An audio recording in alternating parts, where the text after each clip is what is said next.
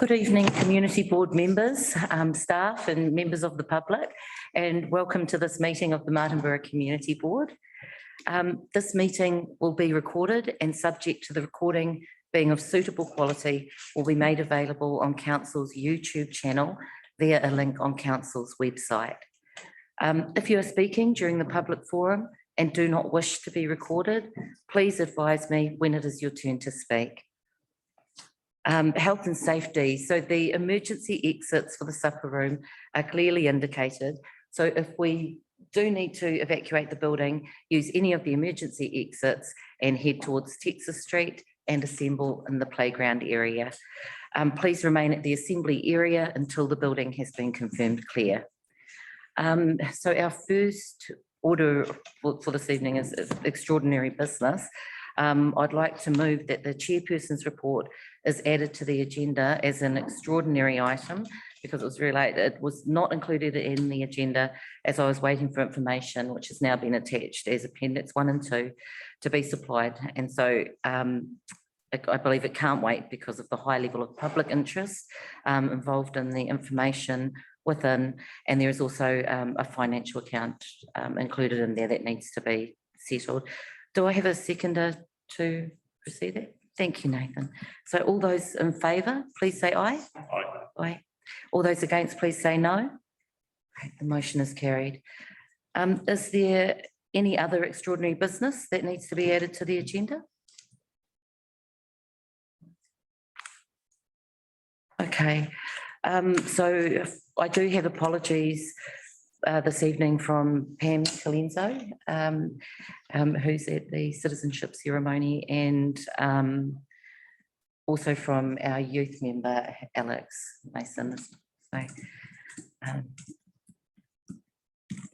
So if I move that the apologies from Pam and Alex be received, do I have a second? Thank you, Aidan. All those in favour, please say aye. Aye. All those against, please say no. Okay, great. The motion is carried. Now, does anyone have any conflicts of interest that they wish to declare with regards to any of the items on the agenda this evening? Okay. And does anyone have any acknowledgements or tributes? I'd like to acknowledge the passing of Joan Bidwell I think it was late last month. Joan and her husband had been long-standing members of the Kahutara community, and then once retired off the farm, moved into Martinborough, and was involved in a number of those, I suppose, senior recreational activities, bridge and golf club, etc. I'd just also like to acknowledge the passing of Vai Emma Aranui, who was, again, a member involved right from the very beginning with Hauariki Marae, its creation and place to where it sits now within the Martinborough community. We're very lucky that her tukutuku panels will continue to hold up the walls to our wharenui. Did anyone else? Did we get Alan Stoles last year? Yeah, we did last. Sorry, maybe. Julie McClellan. Oh, yeah. Asking Julie, yeah. Member of the community, did a lot around the town, so yeah. Always volunteered. Yeah, always there to help.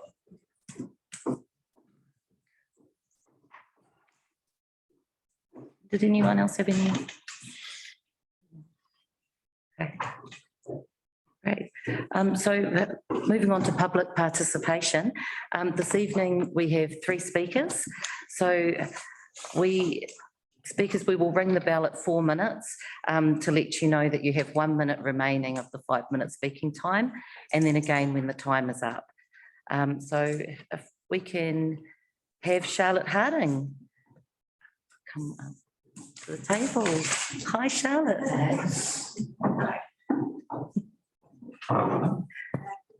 Hi. So I came back to the meeting in May and dropped the seed of the idea of the pump track project to you guys.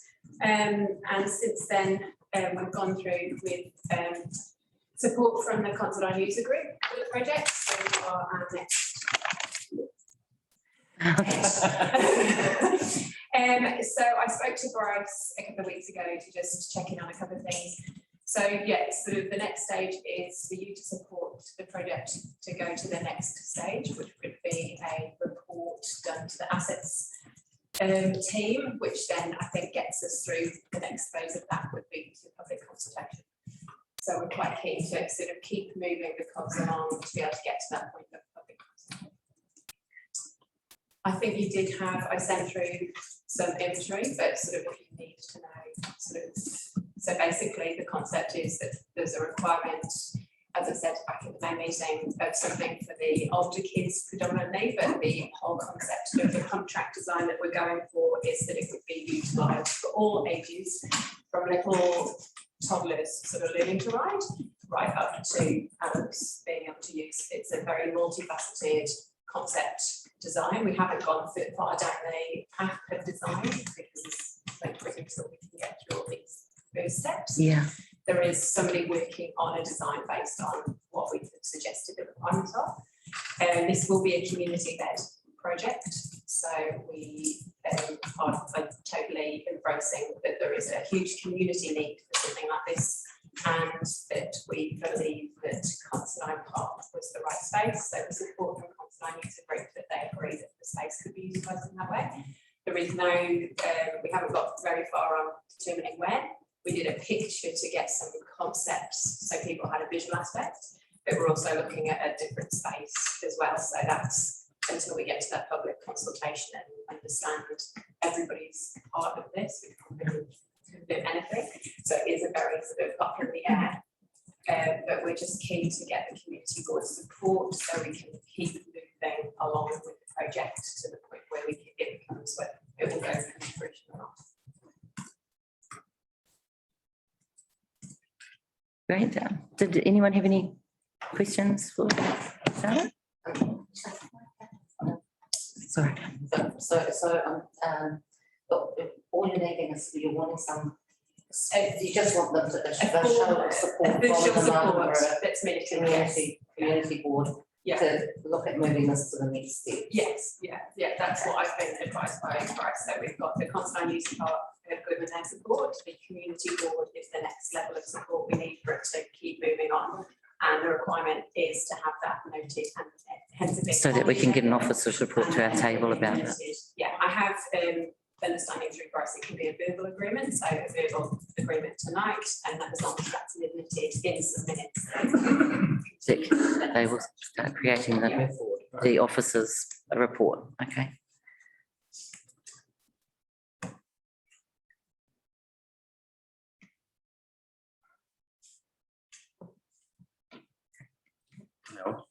Yeah. So Charlotte,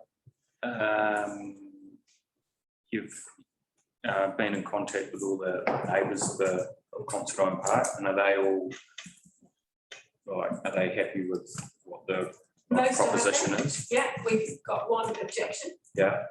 But also is keen to be involved as we progress, because of course there's so many things in the air. We haven't got a determined site, we haven't got a determined design. So one of the things that came out of the Considine User Group was that I did engagement with all of the neighbours, which I did. I sent a letter through, and then sent a letter first, then with a detail that I would come around and knock doors, which I did. If people weren't in, I've left another note with several means of communication with people. I did have some really good discussions with quite a few of the neighbours, and the one objection is formally sent notification to myself and Bryce. But also that understanding that was sort of, and the objection is based around they have got a property and they assume it was just going to be a green space across the road from them, and concerns around what that implication is to values and things like that. But like I say, and I'd said to him, there's no definite site at the moment. So there's a big park and a lot of room, and we haven't got any determination of space. We've got a scope, but until we start getting through nuts and bolts, we can't really have those conversations. But because we're aware of that, we said we have a very open stream of communication going forward.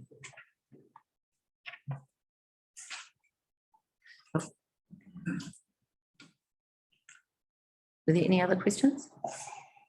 No? Well, thank you very much for your time, Charlotte. Charlotte.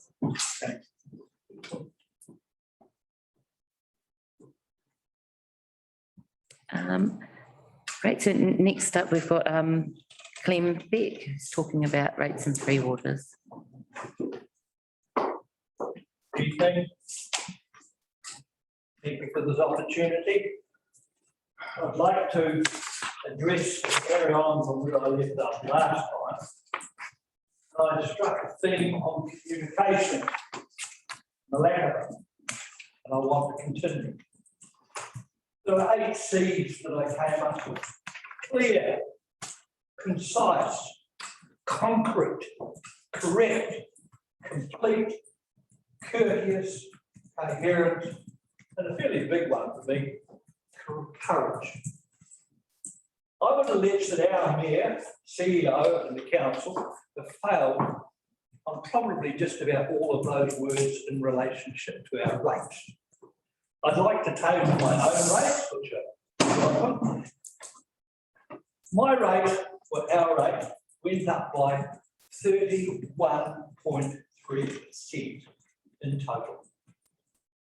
Nowhere in my rates do I even come up with a figure that closely resembles 14%. I suppose the only upside of 31.3% increase is that when I look at the total rates take, bearing in mind that in 2021 we had a rate take of 17.8 million. The rates budgeted for 21 and 22 are 22.9 million. But to this, we must add 1.5 million, which was borrowed without the authority of the people to soften the blow of overspending in 2021. Now that makes a difference of 6.6 million, which when you put it as a percentage of our rates in 2021 is a 37% increase. Not 6%.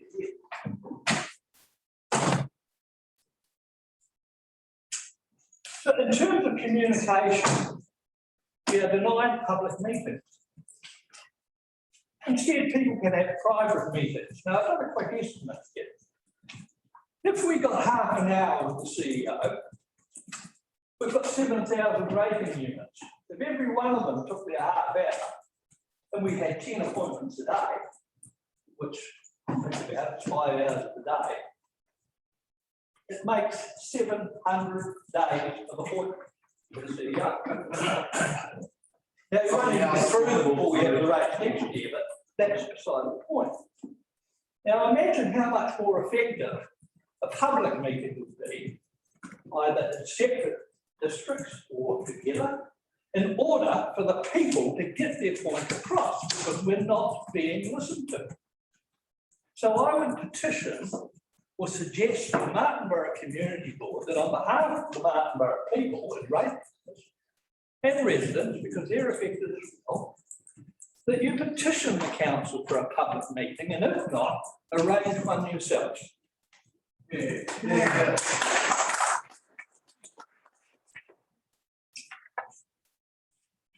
Now, I'd like to move on to the 3 waters, because this concerns me terribly. And before I start, I'd like to state that I am of Iwi descent. I have always regarded myself, however, as a New Zealander, a Kiwi, and I suppose the new thing is an Aotearoa, but that's beside the point as well. But I have no beef here in terms of racism or anything like that. Now, the definition of the 3 waters scheme is that the councils will hand over their assets to 4 water bodies set up through New Zealand. The 67 councils. The control of the bodies will be 50% of the council and 50% of the iwi. The iwi, therefore, in reality, control the water, because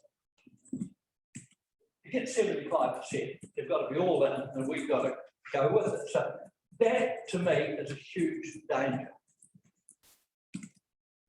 Now, 67% of the council, or 67 councils hand over their assets. We will be constant, but we're not paid for. We sign them up. We get a one-off payment to make us no worse off than we start. I'll get on to that in a minute. Now, we have no shareholders at the council in this new company. The council supposedly still own the assets, but they don't have any control. Now, if we don't join, we'll be faced with higher, improved standards, which will cost us more, supposedly. I would suggest to everybody that they look up YouTube and go on and watch Bruce Smith, the Mayor of Westland, who probably puts this as particularly as anybody. Now, what is the government going to give us for this one-off payment? For the whole site Wairaka, for all the assets, which I cannot find in the council records, for all our water, our wastewater, our drain, runoff and everything. How much? Anybody know? Because I certainly haven't been informed by the chief executive or the mayor or the council. It's $7.5 million. Think about it. $2.5 million per village. Now,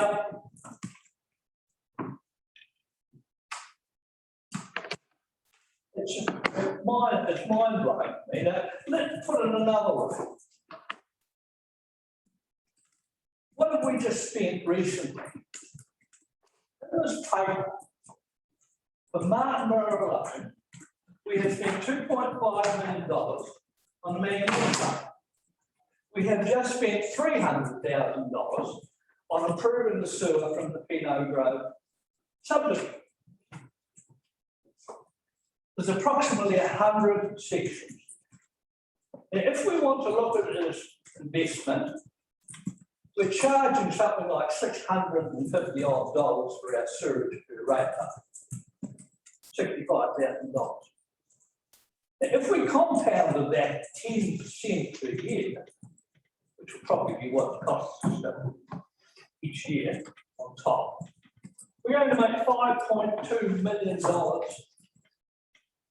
in 21 years. The work that we've spent is $300,000. If we look at it as an asset and add the 10% compound, we'd end up with $1.8 million. Add the two together and you get $7 million. The government has given us 2.5 for Martinborough. On top of that, they've taken away any ability that I see that the council has to plan anything. How the hell can you plan everything when you don't even own your asset or your sewage or your water or whatever in order to create new sections, to create new ratepayers, to earn more money? All you're doing is giving them a footpath and collecting the rubbish. We cannot plan Martinborough on the scheme as I see it. When have we got to make up our mind? Supposedly by the 1st of September. I know tonight in the Radio New Zealand News that it's been extended to the end of September. Just as well, because so far we have had no control, no advice, and nothing from the council on what is a very serious issue. So again, I would urge the Martinborough City also the council board to petition the council and through your board have a little vote, put a vote of no confidence, quite frankly, in the mayor, the council, and the CRO, and their lack of courage to face and inform us of this issue. I started with words, and they were C's. I'll finish with the D's. Decisive. Direction. And last of all, democracy. Thank you.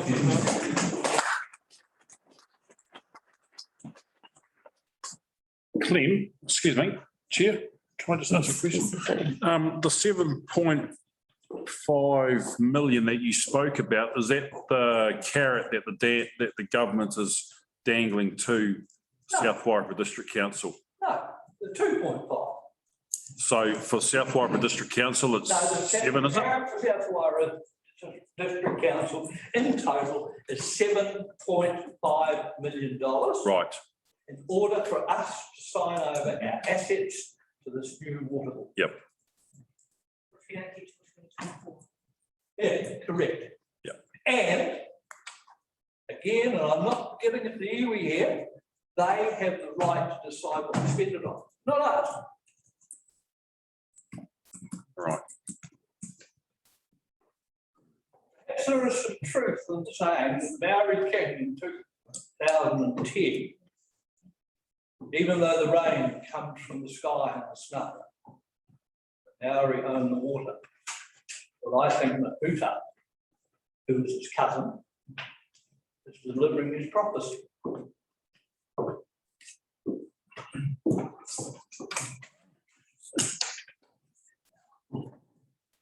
Thanks very much for that, Clem.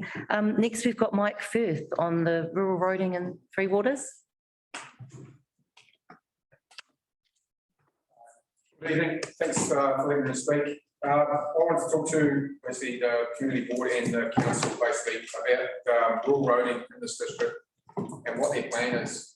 Obviously, we all know what's happened in Hinakura with the roading out there, but it's also happening in our district out at Tora with what we've got out there called the Blue Pot. 2 years ago, roughly, they rebuilt the Blue Pot and pretty much just put it back into the slip again. This road just keeps moving, and I want to know what council has, if they have a plan at all for this. It's pretty simple if someone's been in the earthwork industry, they know what to do out there.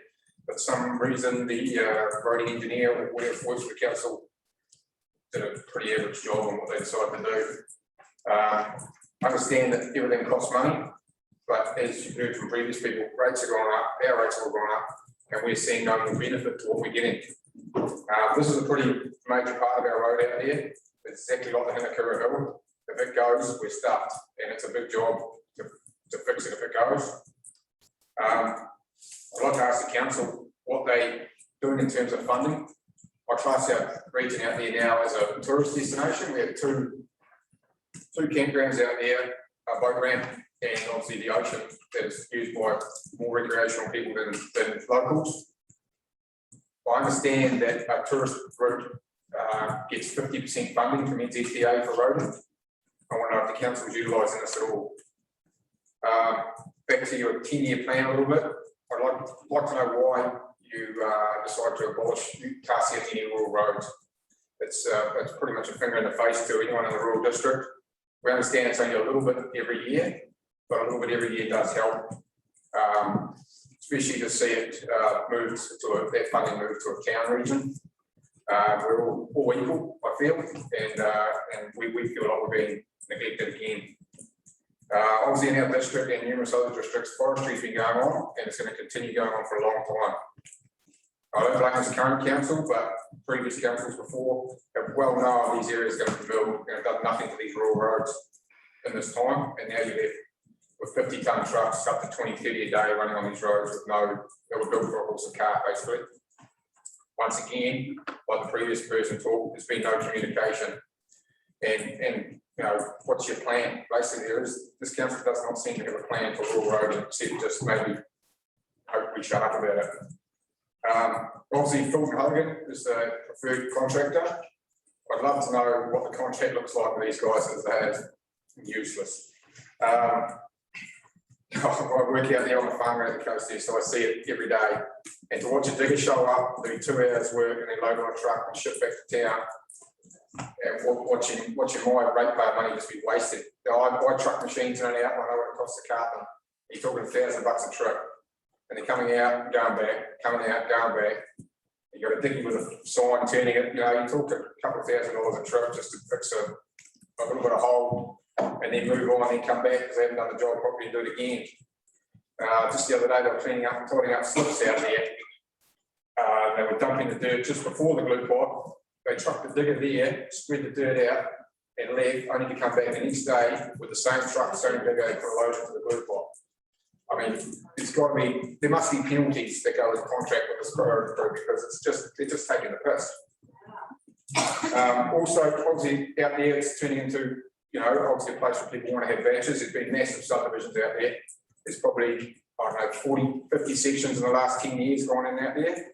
That is more rate intake for the council, yet we still don't have the same, we're not getting the same as someone in town that does the subdivision. I talked earlier about Pino Road getting their sewage upgraded. Why haven't we had our road upgraded? Once you talked about it before, the communication, why can't you can send out a rate bill pretty quickly on email. Why can't you send out a plan of what's happening in our district? Let people know what's going on. You know, we wouldn't be getting so pissed off and getting so many complaints to the council if we had no idea that you had plans going. But we don't know, we're running blind. I hear my bell, so I'll be carrying on. Guy touched earlier on the 3 waters. I haven't done as much research into it as he has, but I know it's a scary thing.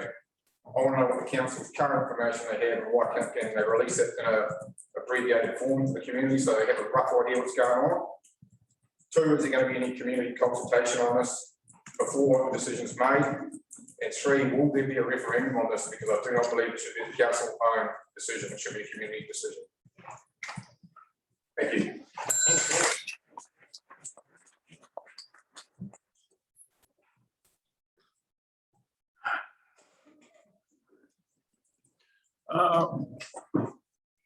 Can I just ask a question? Yeah, sorry. Mike, what's the state of the glue pot at the moment? They fixed it 2 days ago, 3 days ago, Friday, 3 days ago. So it's all level. No, it's back again now. So 2 or 3 days ago, it was leveled up. It's going to keep going. It's on a, right, in terms of, call it pretty blame in terms, call it greasy back. It's basically on a slip. It's going to keep going until you dig into that slip and then rebuild it from the bottom up. Like, it'll just keep going. It's on its way. I mean, that road, it's not just the one area at the top anymore, it's the whole bit. The whole bit's got massive cracks. It's not far from going. It needs to be either dug down into the slip and rebuilt with metal baskets or move it up higher, which I believe they've been trying to do that, but yeah. If you walk up through the forestry that's above it, there's a big ditch that runs along. If you put it up along there and then back down, you probably solve your problem pretty quickly, or dig into it and rebuild it. So is that ditch that you're talking about, is that a drainage ditch to take water away? Yeah, it starts off up. But yeah, once again, your voting engineer is useless. You know, why not meet with people out there that live there that know a bit about it, or take a walk and have a look. But you know, your voting engineer is no good.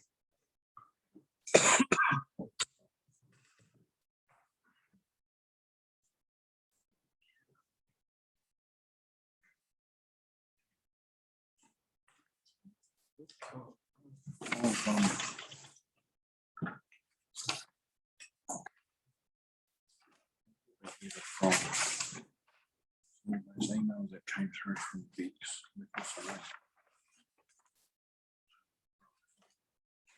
That's right, yeah.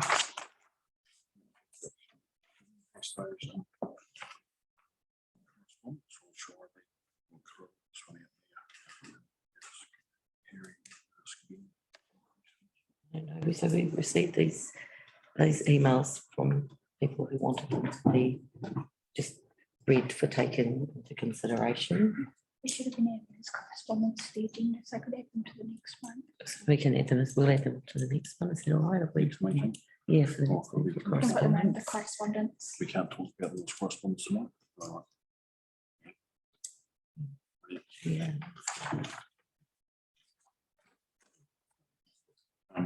Put that through. So it's discussing about the roads and then. Yeah. It's hearing being where things are at. Yeah, yeah, it's coming up. Yeah, no, that's perfect. So are we able to just, oh, sorry. No, you're right. Oh, no, I was just going to say, can we just talk about actions arising from the matters that have been raised by our speakers this evening? So if we just start with Charlotte.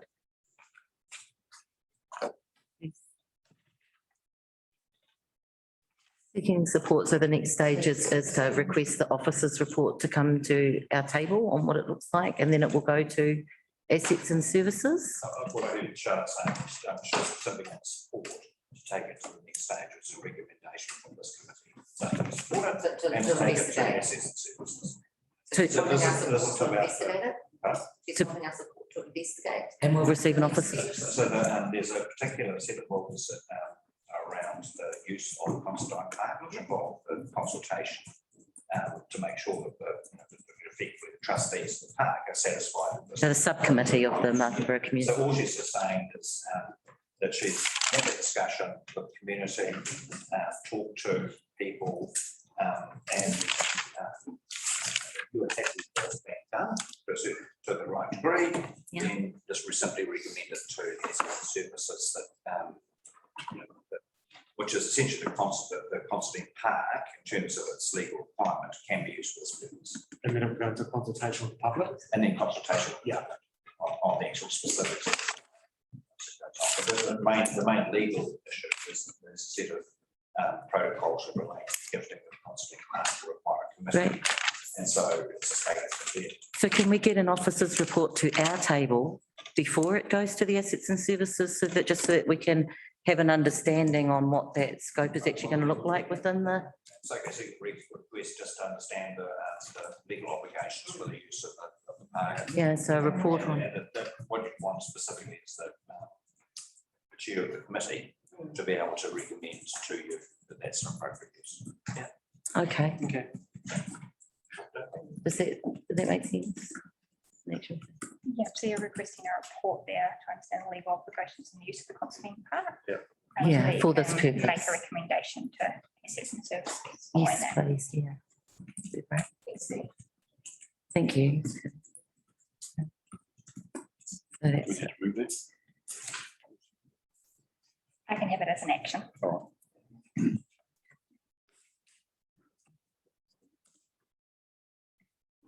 So can we then, let's move on to Clem, and his, I guess the first issue was around, that he spoke on was around rates.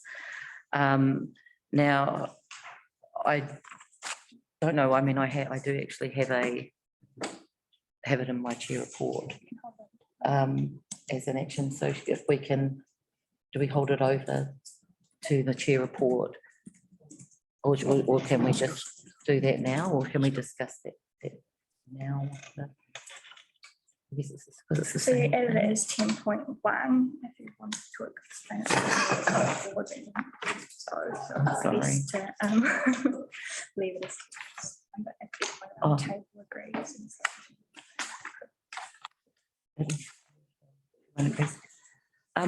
If I can just ask the board if they mind if we move just this one topic on from the chair report, if we can move that forward now so that we can discuss that as an action, since I'll they second go that. hand in hand. Yeah, I second that, Aidan. Sweet. Yep. And all those in favour? So Right. okay, great. So we bring discussion of the rates from Yeah. the So chair report forward to be discussed right now. right now, yeah. So this was something that came up through our community drop-in, which we have here. You know, it probably wasn't as well attended as we usually get. However, we did get still quite a good scope of the community. And I think that was a result of people at that point waiting for the public meeting potentially. However, we did have this issue of rates arise, and, you know, we had some of our elder ratepayers who had major concerns about how they will make ends meet with this year's rates increase. It's of serious concern, and I think these aren't people who would stand up and, you know, sort of push themselves forward, you know, or anything, but they sit there quietly, and they're probably the most vulnerable within our community. So everyone that we saw wanted a public meeting to be held on rates like the one that they were waiting for the Innovating Streets on Monday, the 9th of August. So to that end, my first sorry, my second recommendation in the chairperson's report was that we request that council hold an urgent public meeting to discuss rates to be held as soon as possible for the Martinborough community. So I would like to make that request from this table to council. Do I have somebody to move? Thank I'll second you. it. Thank you, Aidan. Great. All those in favour? Aye. Aye. Okay, all those against? Great, motion's passed. Thank you. Can you confirm discussion about that? Sure. What are you talking about? Harry, I know that the council have got a process for people to come and meet and get advice on rates privately. However, I think there's still, I think it's pretty obvious that there's still a big push for the community. And while there might be some pushback from council, perhaps because there might be some fears about the way that meeting or a rates meeting might occur, I think that from my perspective, the community board would be prepared to stand up and help facilitate a rates meeting and to try and keep it under control so that people can have those explanations made to them. Certainly there was that workshop that the councillors and the community board chairs had a couple of weeks ago. But if there is able to be a process, a public, that sort of information be publicised in the meeting format so that the wider community is able to get their head around it, will certainly, I think, save a lot of time from the council staff who are having those private meetings and people come. Certainly some people probably be too proud to walk in through the council doors to ask those questions, and they might be, feel not, I suppose the strength in numbers is probably the wrong term, but they might feel more comfortable in a larger group, not necessarily to ask the questions, but just to hear the feedback from the council staff or the council officers on how those rates have occurred. I mean, obviously, it is a council decision. Yeah, so I hear what you're saying. We haven't precluded it yet. And one of the options is, as one of the speakers said, is to actually talk also. There's one thing about the rates itself, but also what's the expenditure that's driving it. It's understanding what are the services we have to provide to our communities, water, all this kind of stuff. So, and so I think that discussion around the three waters is actually quite important topic at the same time. Because if you think about it, the predominant driver of our rates is water. So it's one thing understanding what's driving, essentially what's driving the rates is the expenditure to keep the lights on, the water and roads and those kinds of things. So we haven't precluded that at all. We're just trying to think about what's the best way of bringing these two conversations together. I'll respond to the three waters. So I'm doing a paper for the Assets and Services Committee, and that paper will be in the public. So it's due on the 24th of August, so it's very close. And the Assets and Services on the 1st of September. So the paper really looks at what is the information that we have. Remember, we have a whole lot of high-level information from the government, but very little about what that actually means for us as a council. Yeah. Okay. And so what the government has done is they've given essentially councils 8 weeks, which finishes on the 1st of October, 1st of September, just to correct that, to ask what is it, the information our communities need so that we can then have an informed discussion around the three waters reform. So we're not being asked to make any decisions at all. That will there'll be a process after the 1st of October to do that. We're simply being asked what are the questions we need to ask the concerns. So hence that idea of having a way of actually trying to talk about these two things at the same time is a really good idea. Rates and three waters. Yeah. So is that going to confuse the issue though, Harry? Just right. Excuse me. Is this a meeting of the community board? Yeah, that's it. Thank you. We're not listening to that. Madam Chair. So what we're putting out in the in the assets and services agenda is a very comprehensive report of what we know. The unfortunate thing is a whole stuff we don't. Right, so, and this decision has to be made after the 1st of October, which is where should the council decide to opt in or opt out of that, of the program. And so, you know, there's a lot of information to absorb and understand. And so, you know, we want to try and make sure that we are trying to communicate in a comprehensive way.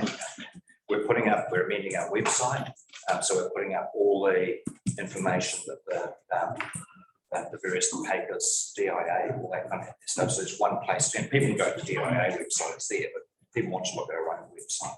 So we're in that unfortunate situation where there's as much we don't know as we know. Can we ask the CEO to speak up, please? Okay. Are we able to, Harry, then, so I know it might seem a good idea, but if if there's not going to be a paper to assets and services on Three Waters until the 24th of August, that's the end of this week. Yeah. So, and that'll be in the public arena next week. oh, so it's not when it goes onto the assets and services. No. So any papers for this go out in advance. Yeah. So the paper on the Three Waters will be available. I'll finish the process. Yeah. But it'll be available on the agenda, which is in advance of the meeting, which on reduces attendance. Oh, that's on. Read it, understand it, get a good sense of what, because it is a highly complex situation, and we really want to. We've got to understand what we know and what we don't know. Right. So, yeah, I certainly take that on board, Harry. Rates needs to be. But taking it back, can we, that consideration be for a public meeting for the rates, just for the rates? Because while the Three Waters is the other, I think these two pressing issues, which the Three Waters was coming about anyway with the government decision. The rates issue has come about since the long-term plan, and in the lead up to the long-term plan, the publicity and the public and the consultation document was the 14.2% increase, which a lot of the community accepted because they knew that there was going to be rates infrastructure spend needed, and I don't think there was any pushback from the communities about that 14.2% increase. However, when the actual rates notices came out and people have seen the differences over and above that 14.2%, that's caused a lot of conflict with and worry and concern within the community. So I think if we can just have a public meeting on the rates, because the councillors and the chair of the community boards have had that explained to them after the vote was already taken. I think the community needs to have that sort of information passed out to them.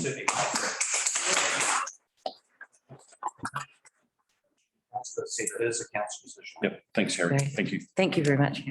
And your first instalment is due on Friday of the rates of the new rates. So today's Monday. Yeah, which is, as I say, that's that fear too, that's really driving this in the community. Knowledge is power. Great. Just it. So where were we next? So that's on the, so that's. If we could, I have unfortunately Tim is unable to be here. The NCTA we were up to with Hanapura and Blue Pot, and we'll talk to that in the action items list. okay, great. About the road. Or you want to bring that forward, so. No, just so one of the things that Mark actually brought up through you is he said about the fact that it really is turning into a tourist route and that can sometimes be looked at for funding. So no, that's not. So once I would love it to be. NCTA funds our full maintenance at about 53% subsidy.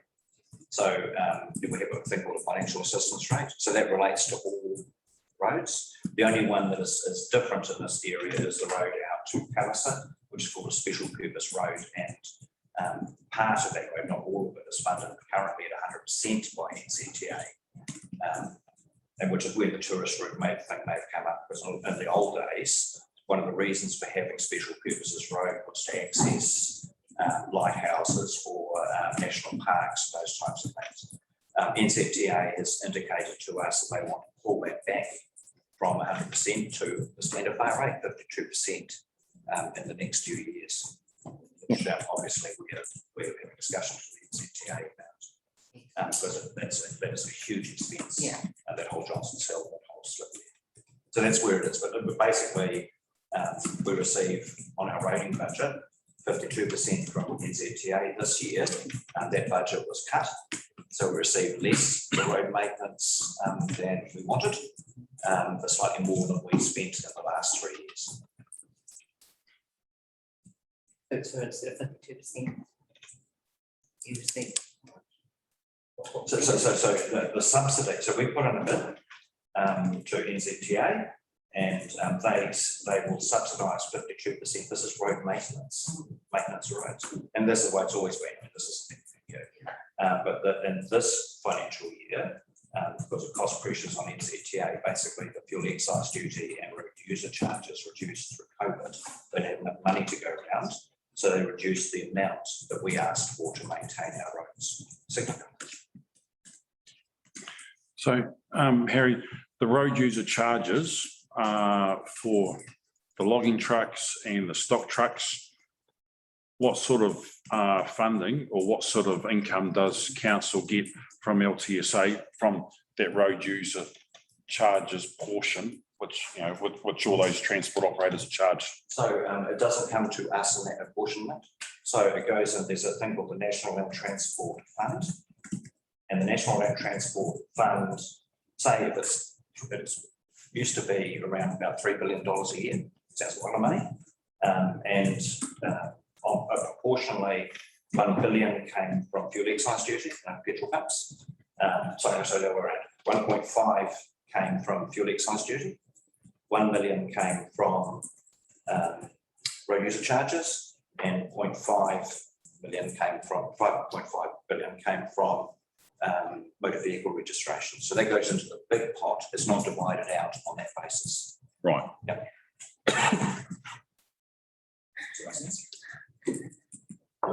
Not really, not really. Money goes into a big bucket. Yep. And they divide their buckets into various things like improvements, which is building new roads, maintenance of roads, and so forth. This year, NCTA gave us less than we said we needed to maintain the constant level of service that we have. Yeah. That's been well reported for access to services. So people want to know, we'll give you that information. Yep. Thank you. Okay.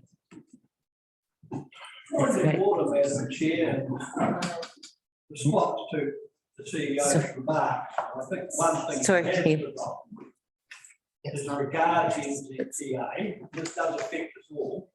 The government directed the NCTA to cut their road budget by 10%. The government have taken that 10%, or they've reduced all the council's allocations by 10%.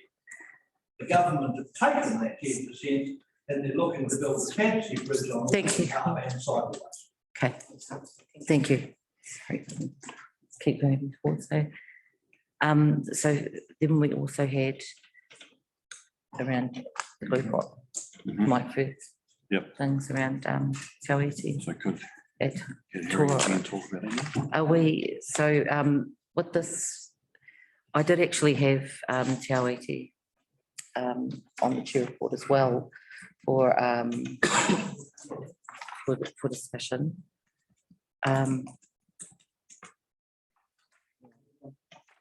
So if we can, we need to raise it now. Oh, we can raise it at the chair report. Yep. Okay, so that's there. Okay.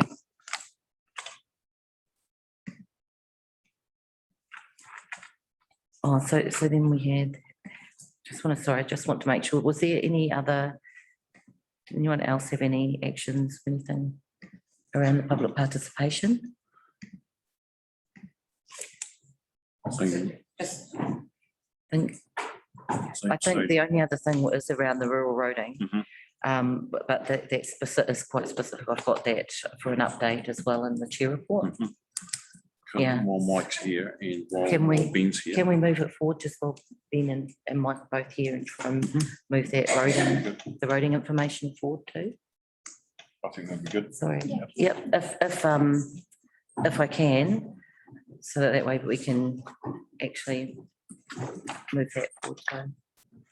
So Ben's here. Okay, great. So would I be able to have somebody I'll move. to move that? I'll move it, yeah. Okay, great. You'll second it, Pip? Yeah. Okay, and all in agreement? No, we're just Sorry. moving on. Sorry, all in agreement? Say aye. For the hearing, because we're just saying that we're just moving on to the bringing forward Martinborough District Road Safety, which is in the chair's report. We'd like to cover it off just because it does touch on some of the things while Mike is here. So move. Well, it might be, It's been in 5 minutes. it might be covered under what we've got coming up. So if we can just hold off from that. So let's see. Okay, great. So just moving that one over, yeah, if we can. Around the road safety.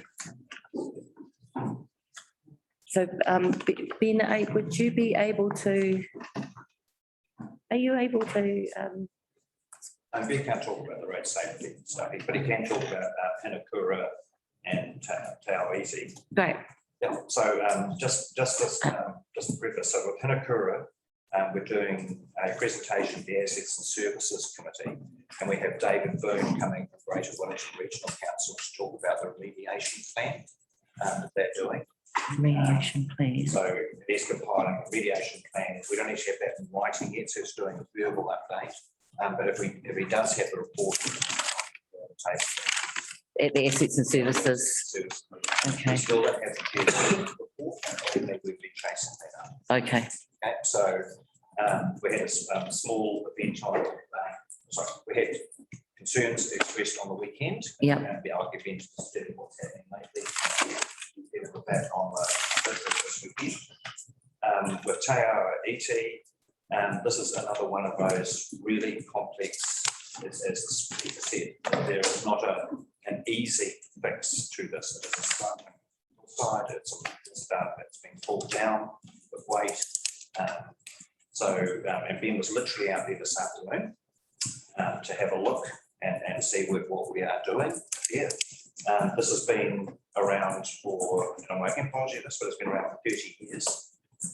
It is not an easy or in terms of a long-term permanent option. You are talking in the near millions to fix. If you wanted to fix this properly, you'd have a bridging option, basically. well, So you asked, Madam Chair, you asked for a. Yeah. So it's like Hinakura, it's not one of these things that it's just simply a matter of putting a seal on or putting gravel on and the situation fixed. It's constantly moving, it's been pulled down. Yeah. So with that in mind, I'll just give you a situation like that. Does anyone else have Hinakura?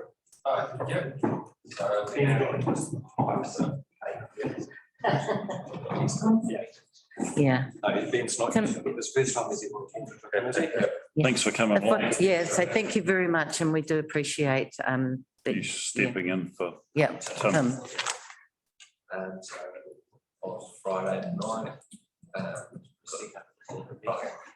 Friday night, there was a call that Hinakura had slumped a little bit.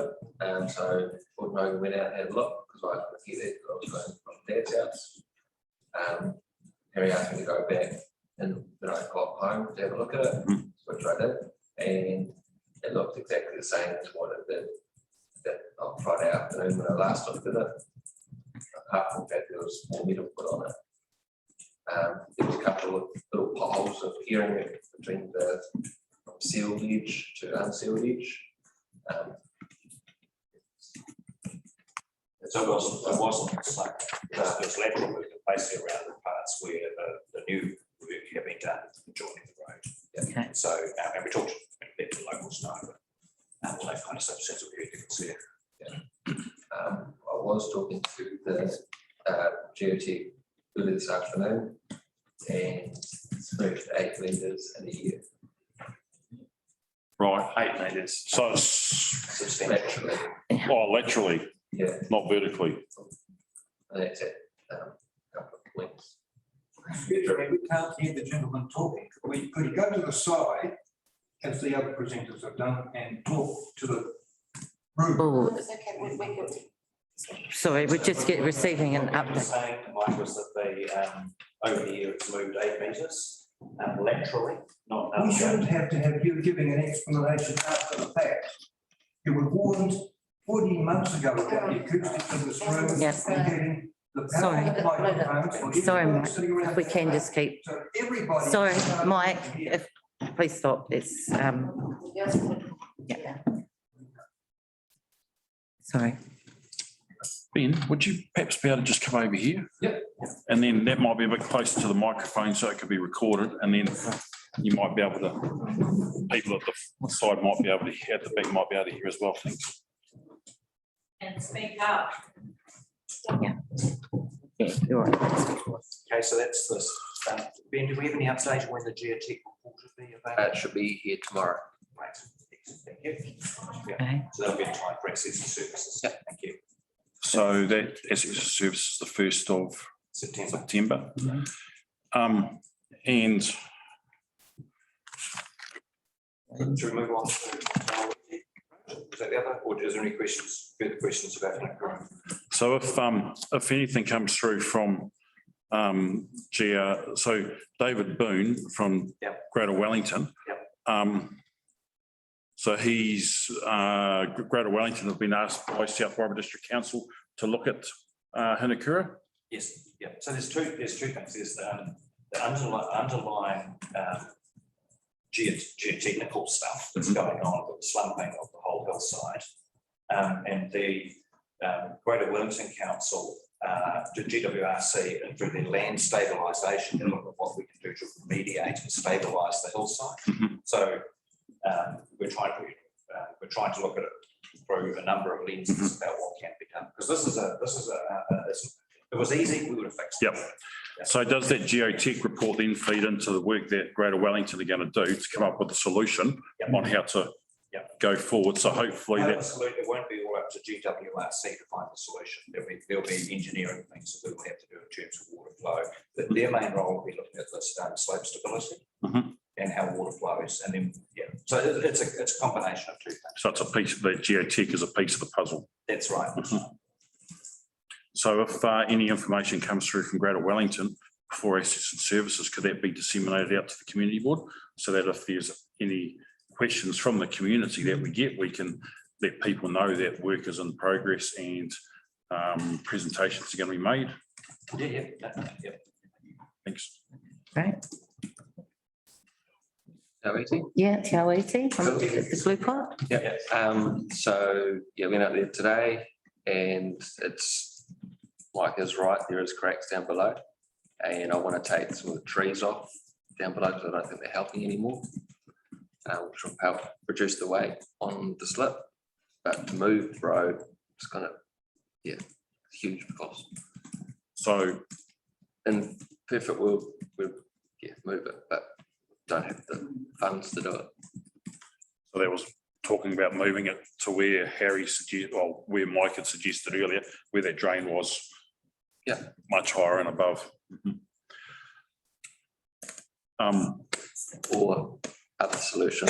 Right. Because one of the things that I am hearing and that we raised it when it was happening with Hinakura is that our rural communities are starting to become very vulnerable, and we probably need to be looking at investigating alternative routes into, whether they're, if that road goes, they can use this one, but that it can also be used to ensure, they can catch the school bus and they can still get there, just because that isn't the state at Hinakura. So with the other road that was used as an alternative route. So I'm just wondering if it's, Mel, some are easy than others. You know, so if you take in Nakura, there is a possible alternative. Palliser Road, right, all the way down to Maui. This is an alternative. Yeah. Just simply, this short of spending coming in through White Line. So yes, it's possible to look on that and draw a line and say coming in, but the costs are just unbelievable.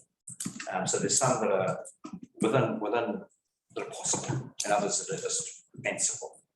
Right? And so and we'd like to think that there's some, we could find a solution to those things that ratepayers can afford.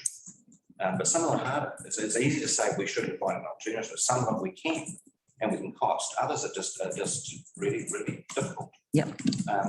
And the thing, you know, the thing we've got in our geology here is, look, if it's not, we had this issue with Usher's Hill not so long ago. And you know, if we'll fix one and we'll get a whole lot of rain or flood or a little bit of a seismic movement, and we'll have the same problem on another hillside somewhere else. So, yeah. you know, I'm not trying to make excuses. Please. No, I understand, and I appreciate that. This actually.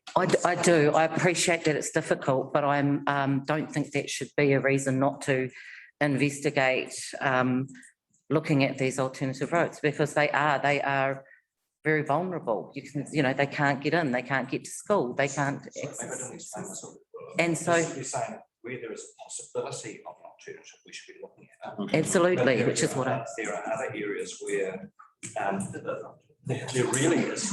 I'm not talking about Cape Palliser, and I didn't raise Cape Palliser. I was literally saying Te Awiti, Hinakura, Ruakokapatuna, the places where we know in our ward that when it floods, I mean, Martinborough as a town, you know, needs to be thinking about these things and how we know how much we get cut off. But for our rural communities, that's a much bigger thing because they're cut off from us. So, Please, I'm not just going to go talk. Yeah. We've got to be practical about what we absolutely. Can. Yep. It's easy to say we should have a resilient solution for every part of our road network in the rural area. I'd have to do that. But we can't. Yeah, no, but we can look at that at let's try and get on balance. What can we do that is reasonable to protect the vulnerability of our rural communities? That's exactly what we should do. Yeah. Just don't have to talk. Perfect. I think the first thing you can do is improve the communications to these guys down in these districts. It's atrocious. It is getting better, but you've got our phones are running red hot. Emails from people that keep sending you guys stuff, emails that it's on deaf ears. It shouldn't come to us to then go to you, and it's already gone to you guys. Okay? It shouldn't be coming to us. Mike shouldn't be here. He should be a phone call to you guys, right? The glue plots dropped again, straight to Ben. It shouldn't be coming to the community board to have to deal with what he's doing. But the thing is too, is that we have these people in our communities, maybe, you know, like who we know, who are out there, are affected by this, who can pick up the phone and make those calls. And when it is those people calling, it's that, you know, you realise that they can be even your eyes and ears out there. And that's what, if they don't tell you, you don't know, because you can't be everywhere at once. And we're a really, really large district with really minimal services. So, yeah, we need to make sure that we're looking after those ones on those outskirts who are our most vulnerable communities. So Harry, with Ruramahanga Roads, and Ben's has been employed by Ruramahanga Roads, right? So with so Ben's employed by us. Oh, right. It's part of, you know, so yeah. Right. It's part of it. So is there enough resourcing at like Ben's level to deal with and identify and deal with and then action the problems that we're facing on our roading network in the South Wairarapa? Look, I mean, the simple thing is never enough. Never enough. So, and as I said, the context here is that NCTA have just reduced our funding. So we don't have a magic wand that grows money to say we'll spend more. Well, And what about the quality control of the work which Philson and Hogan carry out? Like Mike referred to the fact that the digger and the truck came out, did 2 hours of work and then loaded up and then went back into town.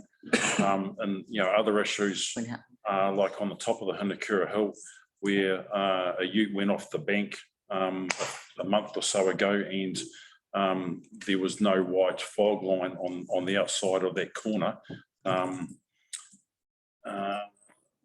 Yeah, there was new road marking paint a bit further along that corner, but it hadn't been completely, you know, installed all the way around the corner. You know, those sort of things. You know, if these Philson and Hogan are going out there twice to do the job, which could be done once, who's checking up on that? I know you used to say that Tim was very good at going back to Philson and Hogan and making them answerable. But is that happening all the time, or you know, these you know, well, like Mike said, there's money being wasted by trucks moving? I mean, I don't know the circumstance. I'd have to go and check it out. Find out what I don't. Is there a quality control process? Yeah, there is. Yep. Yeah, absolutely. There must be penalties that go with that. Yeah. Yes.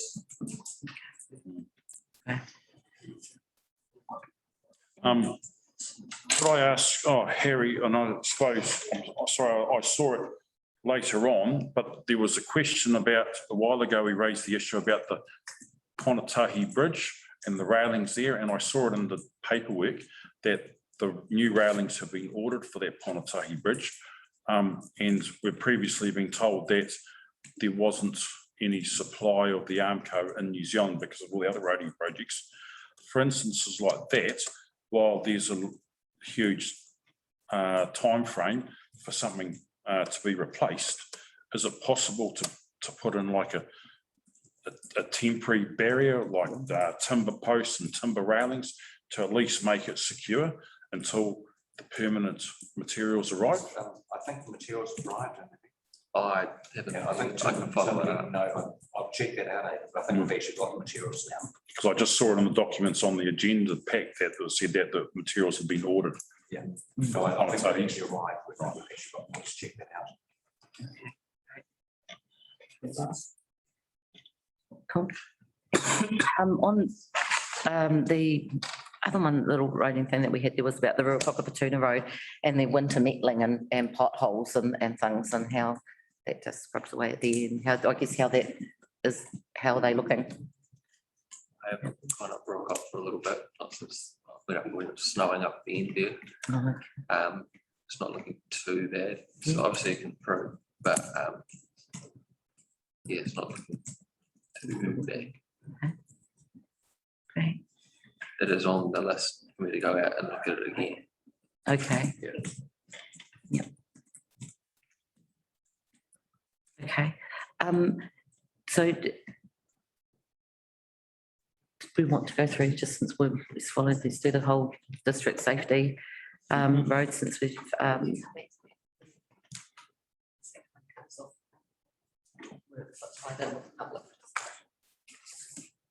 and come back to the remaining issues. Oh, okay. Is it all right? Is it all right just to stop there? Yeah, okay, yeah. I can show you my- Yeah, thank you very much. Thank you, Ben. Okay.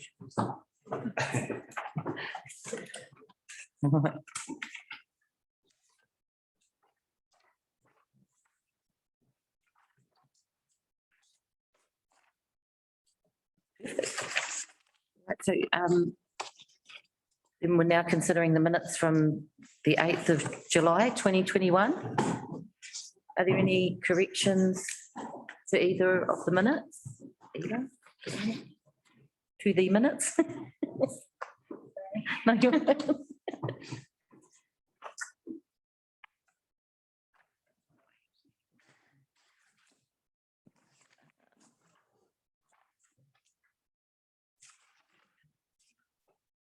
Did anyone have any?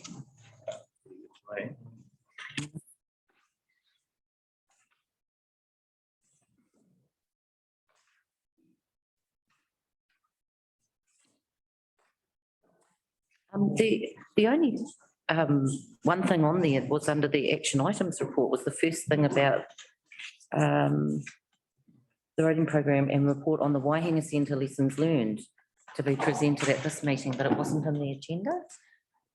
So I believe there's an update in your action items under that. Oh, I okay. think they're working on it to the assets and services. I don't think it's quite finalised when we put this together. Okay. So I can flick back to you once it's distributed to assets and services. Oh, cool. Okay, no, that was just when it popped up there. I thought, oh, I better just.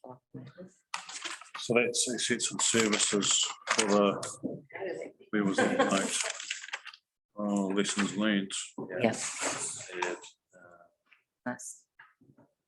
That's in the last minute, which is right.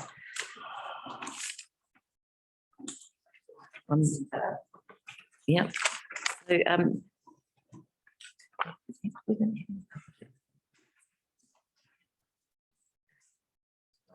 293. Action.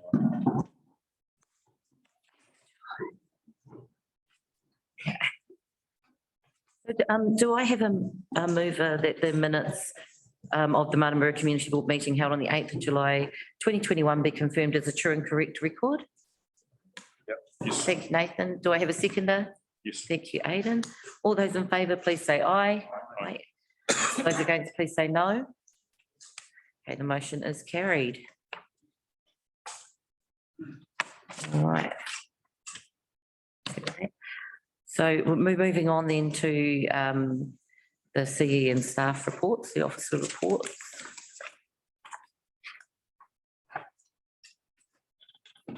Report. So these pages 7 to 43 within the agenda. Do I have a mover to receive the officer's report? Yes, I'll move that. Thank you, Aidan. Do I have a seconder? Thank you, Nathan. All those in favour, please say aye. Aye. All those against, please say no. Okay, the motion's carried. Okay. This evening, we welcome Jo Dean, who's our Regional Zero Waste Advisor, to give us an update on waste and events. Welcome, Jo. Thank you very much for your patience. I know it's been really quick with what I've booked tonight. I just wanted to bring the community around waste and events. Now, it has come through the solid waste bylaws now that any event over 1,000 people must submit a waste minimisation plan, which also includes a site plan for all events. So as everyone knows, or should know, our waste is climbing at a rapid rate, and that's all due to ourselves, each and every one of us. But around the country, a lot of councils in the past have come up with putting on event organisers to organise their waste and to divert their waste from landfill, and that's what we're trying to achieve. So it has been going on for a number of years around the Wellington City District also, and I think it was last year before the 8 councils in the Wellington region took the Wellington City guidelines around waste events, and we made it a regional document. And that's purely because a lot of the vendors and stallholders are purely travelling around the whole region, and we thought there was going to be some consistency around that, that if they went to anywhere in our region, that they would all have to comply by the same guidelines. So that's what where we're at. I just wanted to just quickly talk about what that looks like to any event organisers in our region and how that would work. So it would have to be at least 30 working days prior to the commencement of the event, and the event manager or organiser must submit an event waste minimisation plan to the relevant district council for approval. The waste event plan must set out an estimate of the types and amounts of waste that to be generated by the event. Now, this would always come back to most events would already know what they've had sent to landfill the year before, or biannual if they had events biannually. So they would already have these kind of data with them. How waste is generated by the event is to be minimised. Steps to be taken to avoid waste generation and to maximise use of reusable systems, the collection and use of recyclables and other recoverable and compostable materials. I just wanted to quickly touch on compostable. We do not have any compostable commercial facility in the Wairarapa. However, that's not to put anybody off doing compostables. I think we automatically shift to compostable packaging rather than actually organic food waste is probably where we're more guiding towards. And a lot of community places do have something along those lines, or there is a website that I can direct people to. I'm actually just going to finish there, but if there's anybody in our community or that wants to get in touch with me to support them getting a minimisation plan, we are just waiting for the draft we finalised from Company Coast. That was their little task to do, so we're just waiting for that to come through, and then we will attach it to the council website, and that's just a template guideline for event organisers to go by. They can actually do their own up until then, and I'm working with Martinborough Fair, with Rotary, Martinborough, Perth Nico is on board now, and we're going to work with some things around at their venue because they do have a lot of other things there, and there's a number of other places in the lineup that we're working with as well. So I do work across the 3 councils, so there's a region-wide effort to be able to minimise the waste of events. So I'm just going to leave this here. If anyone has any questions, I'm just going to leave it. Yeah, no, that's great. Thank you very much for that, Jodie. Yeah, did anyone have any questions? Jodie? No, that's awesome. Thank you. Hey. So did anyone have any questions from the officer's report?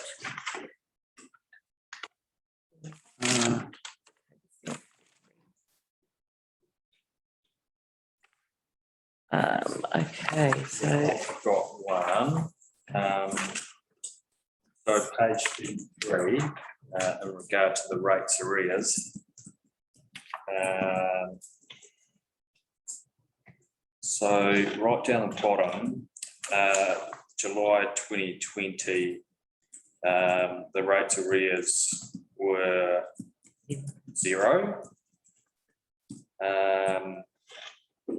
I don't quite understand that when it says that it's like $233,000 in outstanding rates. Can you enlighten me on that one, Harry? Or is it a new financial year and they start again, or do they write a whole lot of rates off, or what happens? Do they actually, first question, do they write rates off every year? No, so no right, or there's rate arrears, yeah, and they carry the bit. So you can have one person or 2 people that may have a very significant amount of money to pay. Yeah, that's the dollars. But if you look at the report, it also says the number of properties with outstanding rates has decreased. What the trend is, the number of people, the number of people is decreasing, but the dollars will change depending on based on the size of an individual rates. Yeah, decreased by 6. Yeah. Start the new rates. So it's Yeah. the initial one, which is Yeah. what which is why it comes down so significantly, and then it's what that piece being asked for. Yeah. Well, just like it, so it So there's says, payment plans. yeah, People who are in arrears, but they're on a payment plan to spread the cost of the rate. I'm actually just going to, sorry, just want to jump right back forward again to page 9 sorry. in the officer's report. Because I've actually just had a question about the service levels down the bottom, because it's got the percentage for ratepayers and residents image of the closest town centre ranked satisfied, but it's still displaying the result from 2018. When's this going to be So we've just updated? We've just done the new survey. So the results of that will be reported this year. Okay. So we'll see the change and updated. But we've only just done the new survey. Literally Yeah. just done it, we're just bringing the information together.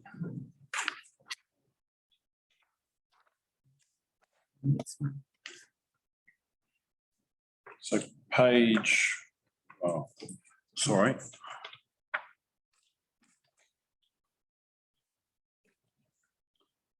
Let's see where it was, Sorry. but partnership and operations report. Portion of this officer's report, and I'm just trying to find out what page it was on, sorry. I didn't note it, but it says the partnership and operations report was presented to the Asset and Services Committee on the 7th of July. Did we, I'm just wondering, did we see that at that portion? Did we see that at our last committee meeting or? Partnerships and operations. No. We did it. 22. No. Was it page 22, was it? So this is- I think No, this is the officers first report one. to your last. It wasn't an officer's report. Oh, right. Okay. Yeah. Just wondering too, page 19, there in the Sale and Supply of Alcohol Act licensing, but just, there's a year-to-date result, 31.9%. And I just wondered what that was. Which, where are we? So that's page. Page 19, page 19. Yeah. I'll have to check into that. Sorry, Mel. Okay, no, that's all right. I just thought it just sort of flagged out for me. So I suspect.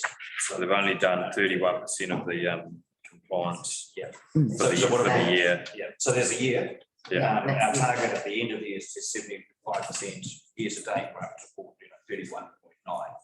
So that will accumulate towards the end of the year. Yeah. To 75% target. Oh, okay, so it's a cumulative, but yeah, it'll increase. That's a cumulative total. And that's Okay. That's the year to date result. So just as well on the next one's just land transport on page 26. One of the things that they have on there, key weeks completed through to May 2021, and they have the entire sealed network was remarked prior to winter.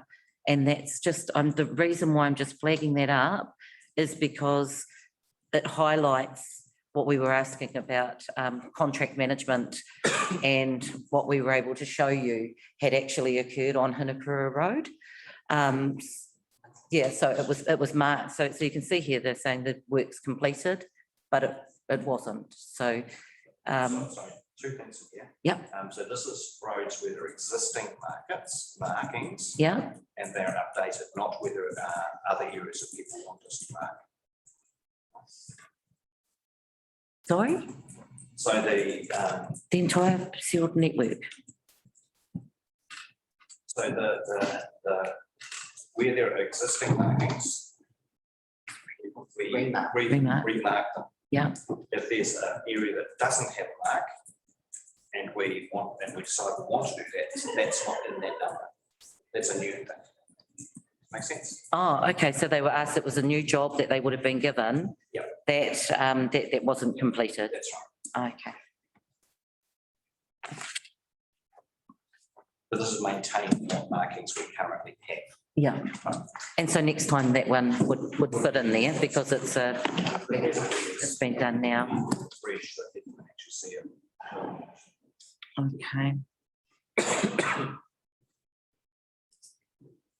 And the desktop investigation, sorry, page 27, the desktop investigation that occurred on the Hirapi Bridge at Cape Palliser Road, bridge engineers' concerns. Was there any outcome from that? Were they founded? Concerns? No, look, that one I'm not aware of. Are we able to put that as just Yeah, I can get back to to you. seek some information on that? Yeah. Thank you. So, I mean, the program work we do is we regularly inspect our bridges to make sure that they fit for purpose. Yep. And so. And what weight they can bear? So if there's an issue here, we have to go investigate what that issue actually is and what we need to do about it. So you're right, they checked all of the bridges. An annual bridge inspection program has commenced, so. Yeah. To date, Yeah. it's ongoing. Yeah, right. Because I'd just go back to the previous meeting where Clayton Hartnell had made reference to a bridge out on the Nakura that needed addressing. I'm not sure it's gone any further than where it was here, or if somebody needs to be out there to check it possibly. Yeah, look, if you just drop me. Okay. I'm acting assistant services manager as well. Oh, okay. So I'm learning a whole lot about these things.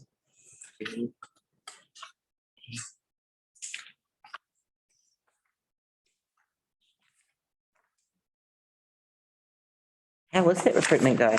What?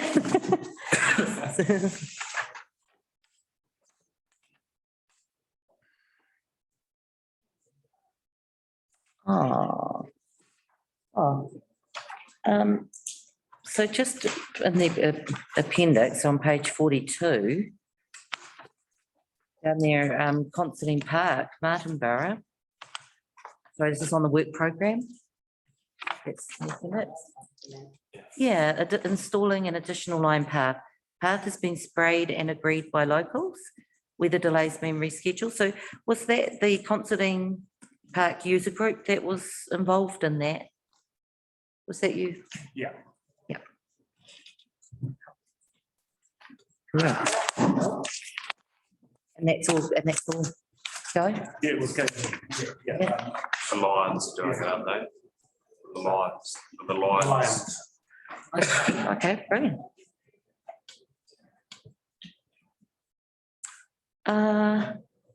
And then the next one was just the current projects on page 43. And of course, the top one there, Waihinga lessons learned. Was meant to be at our table this minute. Well, it last had been. It's going to assets and services on this next committee meeting. So going to the Assets and Services Committee. September. So it'll be here at the next meeting then, because it was just that at the last meeting, the Was meant to be. Yeah. community board was advised it would be at this meeting. Yeah. Yeah. Okay. Just so we know, it's got to go through that process. Yeah. So that, so it's now. And it's, I've updated the actions list to reflect. Wait, come. Yeah. So. And at assets and services, the gentleman who took the speaking to it. Oh, great. Yeah. He'll be coming to the meeting. Yeah. And so, yeah. Oh, yeah. We'll definitely. Oh, but I'll definitely come. Oh, and At the, to the Assets and Services. yeah. Well, the more you can plan now, when it's. Sorry, guys. Yeah. That was. Did anyone else have any other questions on the officers' report? Comfy with. It's just nice, all right. The speed limit review, is that's under the project? Yep. So we're hoping to have the draft of that out around October, November, consultation. Okay. So we want to ensure that you guys are over that well before then. Yeah, so that's roughly the time frame we're going to. So there's a committee that's got 2 council representatives on, one's from Glencoe, and the others Alistair Plymouth.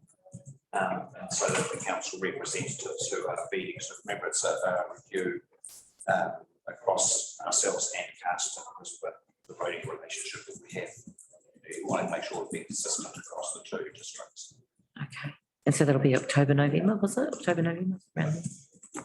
So as part of that, It's everything. So that'll be everything from Kutaragi Road, speeds of the area, the boundaries to speed around the square. So it's every speed of the district, speed on unsealed roads, Brilliant.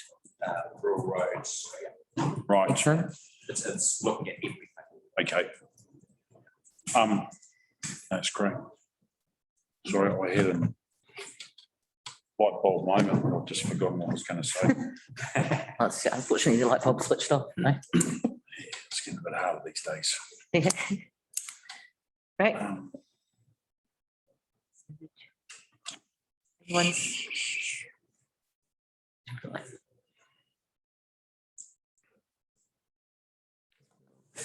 So what was it? We aren't at our action items yet.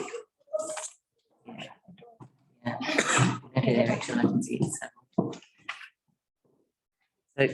Great, so did anyone have any other questions on the officer's report? The walking and cycling strategy, what's linked to 5TTN projects? Bike trails? Yeah, yeah. Yeah. Five trails each group.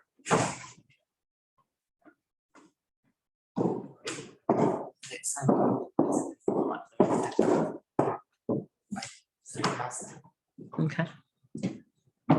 Cool.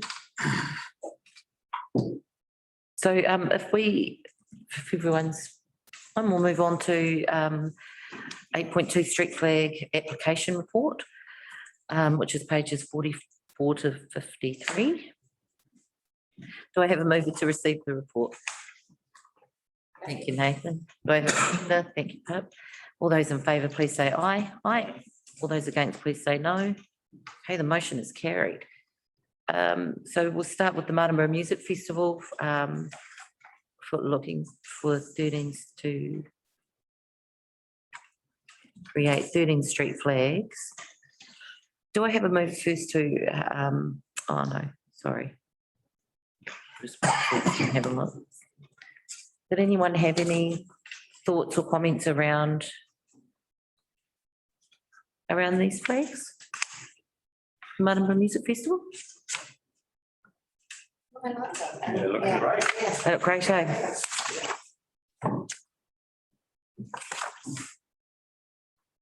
Great, so they seem to fit with what?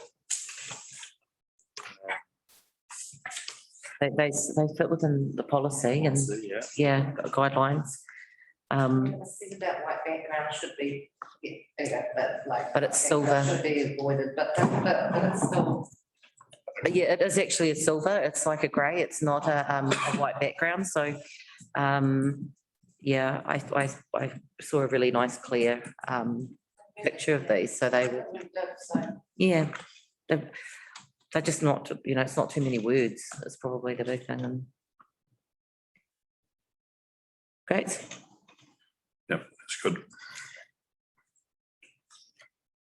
So do I have a mover then to approve the application from Martinborough Music Festival Trust for the installation of 13 street flags in Martinborough from the 6th of September to the 27th of September 2021 for the Martinborough Music Festival? Thank you, Michael. Do I have a seconder? I'll see. Thank you, Aidan. All those in favour, please say aye. Aye. All those against, please say no. The motion's carried. Awesome. So what does everyone think about this application? I know it's the second time it's actually coming through to us, but from the Martinborough Business Association. So this one is actually, they're looking to create something to fill in the gaps between events. Just in between those two events is how I'm reading it, so between the music festival and Toast. I think No. I'm reading it. No, they're looking There's gaps in between. Gap. Really. in between events and where they could be put up for a 3-week block or something when there's nothing else there. So do you think So- we're talking about the situation we had with Susan Stevens flags? Yeah, that's these ones. So that's these ones.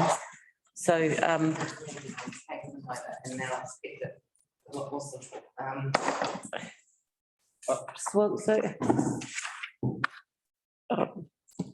I think we need to, Nathan's gonna start. we probably need to see a list of the events, how long the flags go up there for, and what sort of gaps we've got for the other flags or any other flags that are around, like the Love Local flags. because, you know, they could, the Love Local flag could be going in there. I love local. In between, I definitely agree. Yeah, that love local. Local, go in between every, yeah, I know it's a great area, and Graham was pointed out as far as like Toastbrook Farm is a business and It's an event. I think people, Yeah, it's a business, but it's an event. And it's a one, it's one event once a year. It's the same as I mean, the fair small doesn't make Yeah. money too, but you know, Yeah. it's an event, it's not. you know, I agree. I think that we might do basically just having that one standard generic flag that goes in between. Yeah. Supporting businesses and the community within Martinborough, Love Local would be Yeah. an option. Because we already have those flags too. Association have their own flags? No. You know? Do they? I don't believe so. As in, what do you mean? They have, they've got their logo and stuff. I'm just wondering, do they actually have their own flag? Well, No. see, this is No. what we're But this may blind be on. what they're wanting to put in place for. I think this is the record, this is. That's the- From Susan. So they're Yeah. wanting. Yeah, It is. Yeah. For me, I think, I like the messaging, your perfect place, Martinborough, and on that first one, but the other two don't reflect for me the, But as again, if you're aware of the real estate agent who's designed these in the first place, you know where these colours are coming from. yeah, So where do you stop? So it's just one flag, what's going to be the next flag? I think does the policy, Because I don't understand. so in this case, he wasn't adhered to because the design didn't come to the community board for approval Yeah. before manufacturing. well, they're not manufactured, that's the other thing, But didn't some- the first ones were, there was some that were done. The first flags were. So, yeah, we did see them before they had gone out and done a whole lot of printing, but We I saw mean, that it one was, flag, yeah, that one design that we all knew basically represented. yeah, No one's expecting them to be Nobody- made from nobody that, you know? expected- yeah, yeah, That's like what they. yeah, I think there's merit in actually seeing the flags that are out there. We need to know what is out there first. yeah. And what priorities are, and Yeah. what timeframes we actually have. You can work out, okay, you've got the Martinborough Fair, well, that's gonna go from after the Christmas ones. Then something else is gonna flow on from that, and then, okay, we've got some gaps. Love Local, da, da, da, da, da, but no, we need to know Because, what there is. because, I mean, effectively, you're the one, Probably change. yeah, look at Leah, looking after the flags and that for us, and I'm just, wondering if that, you know, that might be a good idea, and then we can actually start a Yeah. diary from that point. Yeah. Because I Or an think, online calendar. Yeah. I think it's missing, Yes. and I think particularly when people are booking these, events, we want to ensure that we're not having that Let's just come up with. overlap come through, but let's find out what we've got for this, for that, because they're talking about when there's those gaps, and as you say, in those gaps, we do have Love Local flags already. What we've got, what available, and like I say, it's like. I think we do, They probably just get to see what we've got available, so we can't actually say yes until we know what. no, I actually disagree, and I think we need to make a decision if we can, tonight, just to provide some clarity and closure for these guys, because it's been hanging, even though, I mean, at the first meeting, that it was a no, and I didn't expect to see it come again back up to the table, but with it being here, maybe what we do need to do is formalise that, do you think? Like, actually, to say at this point in time, we would prefer to utilise the Love Local and the flag tracks that we have without incurring or creating costs for anyone else until the We've got the right to refuse to sign applications at our discretion, pretty much. Yeah. And it's just making sure, that we're following those rules too, so. Yeah. And So the proviso then was that we need to do a stock take of what flags are available, what events are occurring yep, in Martinborough on an annual basis, and set up a calendar over the dates of those events for the 3 week, whether it's the 3 weeks before or the 3 weeks over those events. Mhm. And then we can see what spaces Yeah. are unfulfilled Mm. in that calendar. yeah. And then in those points in time would be when we would have And then we will, love local, buy local, shop local. and then we Um, can perhaps talk to the business association then to see what opportunities are available to come up with another design or whatever to fill in those holes on the calendar. Do you mean instead of just using, sticking with the shop local, love the- Or if there was, if someone was wanting to sponsor something else, oh, okay. So if they find themselves in that situation again, sort of thing, you mean, or, well, like we've already had come. yeah. Yeah. You want to put your recommendation? Sorry, Mel. Decline the application. So can I make a recommendation then to decline the application from the Martinborough Business Association for the, Do a stock take. yeah, Yeah. Is that declining or deferring? If you decline it, you won't see it back. If you defer it. Okay, well, let's make this. I think we did, Yeah. I don't, We need At to. our discretion, we can I decide think- this right now. Okay. This was a mistake. I mean, They- everybody needs to learn. never from came this to the table, mistake. yeah, Yes, I think we should decline it. okay. I agree with that. Okay. Mhm. You supported that too, but I. okay. All right then. So We're do going around corners. so then do I have a mover to decline the application from the Martinborough Business Association for the installation? We're allowing these flags to go up. We have to say no. Someone had to, we just, it's a. Yep. Okay. That's great, thanks. Thank you, Michael. And do I have a second for that? Thank you, Nathan. All those in favour, please say aye. Aye. All those against, please say no. Motion is carried. Okay, so moving on then, what does everyone think about the application from Toast Martinborough? I want to leave these up at 8 because I think it's so cool. I really do. Yeah. I'm hanging on my house. Yeah, If any go missing, we know where to look. Yes. you know, it's the, what I thought when I first saw them, though, was you could tell immediately what they were for. But that it was for Toast, yeah. Yeah. But without even getting too close or reading it too much or anything. Yeah, Yeah, yeah. So. And it's such an iconic event for Martinborough, so. Mm. Yeah. that's- Okay.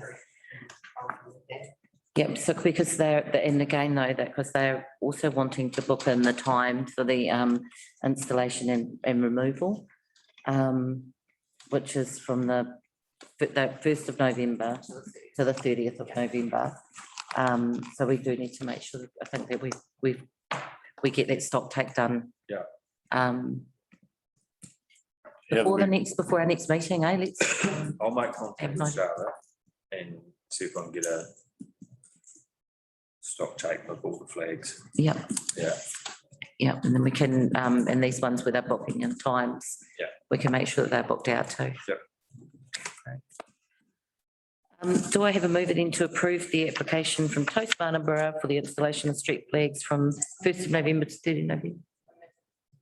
Okay, thank you, Pip. And do I have a seconder? Thank you, Aidan. All those in favour, please say aye. Aye. All those against, please say no. Motion is carried. All right, then. Do you want me to put it as an action for the stock take? Nathan? Yes, please, if we could put that, yeah, thank you. Yeah, and we'll find a We'll just have to find a diary. And, Yeah. so, No, that's easy. That's the easy part. yeah. Yeah, just. Let's find out what we've got first. And- Yeah. Perfect. Okay, so if we just move on now to our action items report, pages 54 to 59. Do I have a mover to receive the report? Thank you, Pip. Do I have a seconder? Yep. Thank you, Nate. All those in favour, please say aye. Aye. Aye. All those against, please say no. Okay, the motion is carried. Are we able just to start at the first one and work our way through, if that's okay, just to make sure that we're not missing anything, or if we've got any questions, I guess, around it. Around them would be great. So 584, I think, oh, mind you, that one's still a work in progress. Pam was actually, her last update was that there was some talk about it, or some movement. I think she was going to come back to us on it. So and then the next action.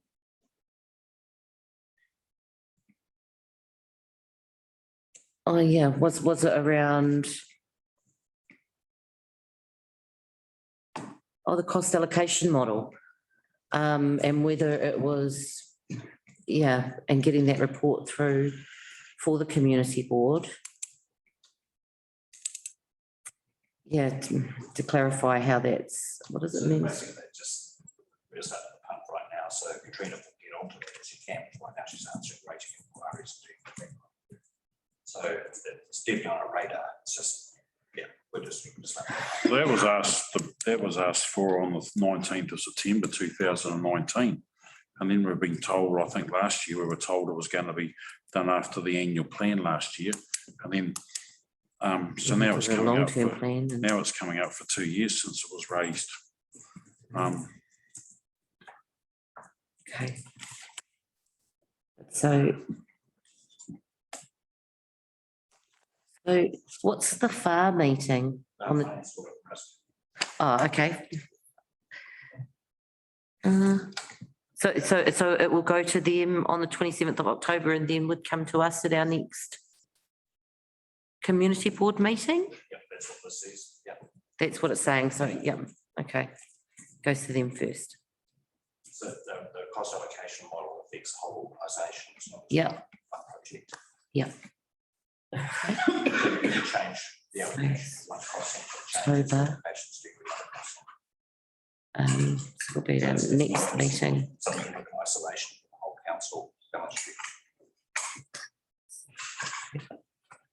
Okay, and then again, it's the Waihinga Centre project, the lessons learned, the independent review. Next is coming now to the Assets and Services Committee. So it will then come to the Martinborough Community, so it should be at the Martinborough Community Board's next meeting. Yeah. So, yeah. Next. September meeting. Perfect. Who's so who's holding that report, or who? Calibre. Sorry? Calibre consultancy. Oh, right. Yep. So as soon as it's released, could we have that? I mean, and it's obviously, you said before, it's going to be publicised prior to that Assets and Services meeting. The public arena next week. Yeah. Oh, that'd be, yeah, that'd That'd be be great. flicked, emailed through to us. Possible, Perfect. please. Thanks. That would be great, so we can, yeah.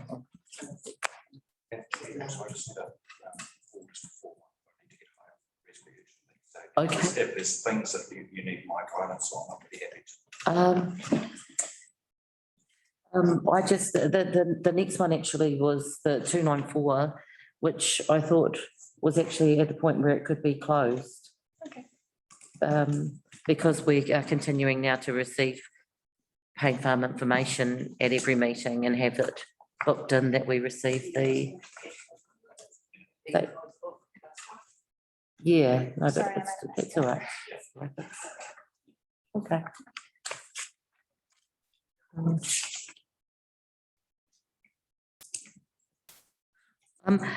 Harry, 314, which is the second action on page 57, which was to investigate the walking, cycling improvements along the eastern side of Princess Street from the intersections of New York Street to Hungara Road. Where does that sit in priority now with the LTP being adopted? It's the strategy. Yeah. And what part of the strategy of it is you do a network plan, which talks about where the places that people go, and that will give you a priority about where you would do investment. So would that be like a network? So would you want that to come from here? That Do was it. part of it. Yeah. So the main thing is we actually got budget for a walking cycling strategy, was the first step that we need to do. In the long-term plan. Yeah, because we can help assist with how people use those things and yeah. That one view is, you work at your objectives and then you do a network plan, is what are the journeys that people take? So the Yeah. school children, older people. That's right. Who go to walking and cycling, priority related to that. Yeah. Okay.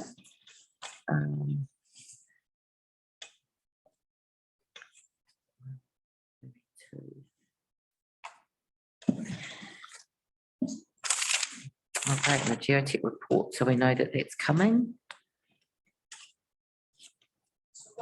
Do you know what's happened with 495? So that's the 30K for the water fountain. Oh, so there is actually an update from the 9th of August. This will be done as part of year-end reconciliations for annual reporting. The one before that says that manually collated at the end of the financial year, so I'm getting. 30 June. Which reporting they're talking about and what time frame it is. So I can, Charlie had mentioned 30th of June, the one presented as a draft report. They need to do a final reconciliation, which is done kind of the annual reporting, which will be the final for the 30th June. So So we can kind of see that. So you'll see, it comes, yeah. and our report, it says draft and now for our financial ones. The annual report takes till about September to do your financials through. That's right, You know, yeah. So you don't post out the financial side of it, report to September, then it can be audited. So usually it's October, November, you end up with your annual report from the preceding year, even though the year goes 30 June. And 6 months, I believe that can come off. There's a, The Holy Community and they really want to go on it, so that yesterday, so. I don't know what happened with Hauriki. Was that raised at the Māori Committee meeting or? Yeah, I think so, but maybe just How about, so 6 months. well, is Michael, is there a Considine Park user group? We were still waiting for representation. Yeah, I think the standing committee is struggling. Yeah, and so on to Holy Community, and I'm pretty sure at the Holy Community meeting, they talked about it, but they didn't have anyone to put forward for it, so. So at their last Māori Standing Committee meeting, Tony had asked that someone from the Considine Park user group present so they can get a better understanding of the What role. is that committee itself? So I've talked to Pam about that since she's the chair. Okay. Oh, okay, cool. Great. Oh, that's perfect. So they're ready next meeting in September. So Holy Community meeting. Just getting clarification of that with Tony. Yeah. so work through that. Okay, great. Under action B16. Roadie management, oh, okay. So that one, Which one are you at? the one for the requesting the roadie manager attends Martinborough Community Board meeting. There was just a duplicate from here and. 316, yeah, that's been, oh, okay, great, so it's now sits under 316. Cool. Right. Oh, cool, yep.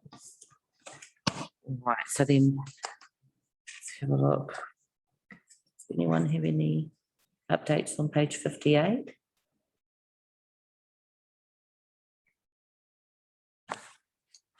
I 731. Just need to talk to May. Andy out to the side. So just with what's been going on in the last sort of month. Yeah, Rates and yeah, things. Yeah, time wasn't quite right, but we'll get that sorted out. yep, yeah, okay. Cool. So just move. With the 317. So, does someone want to go back and just to explain the costs or to Jenny, or what's the next steps for that?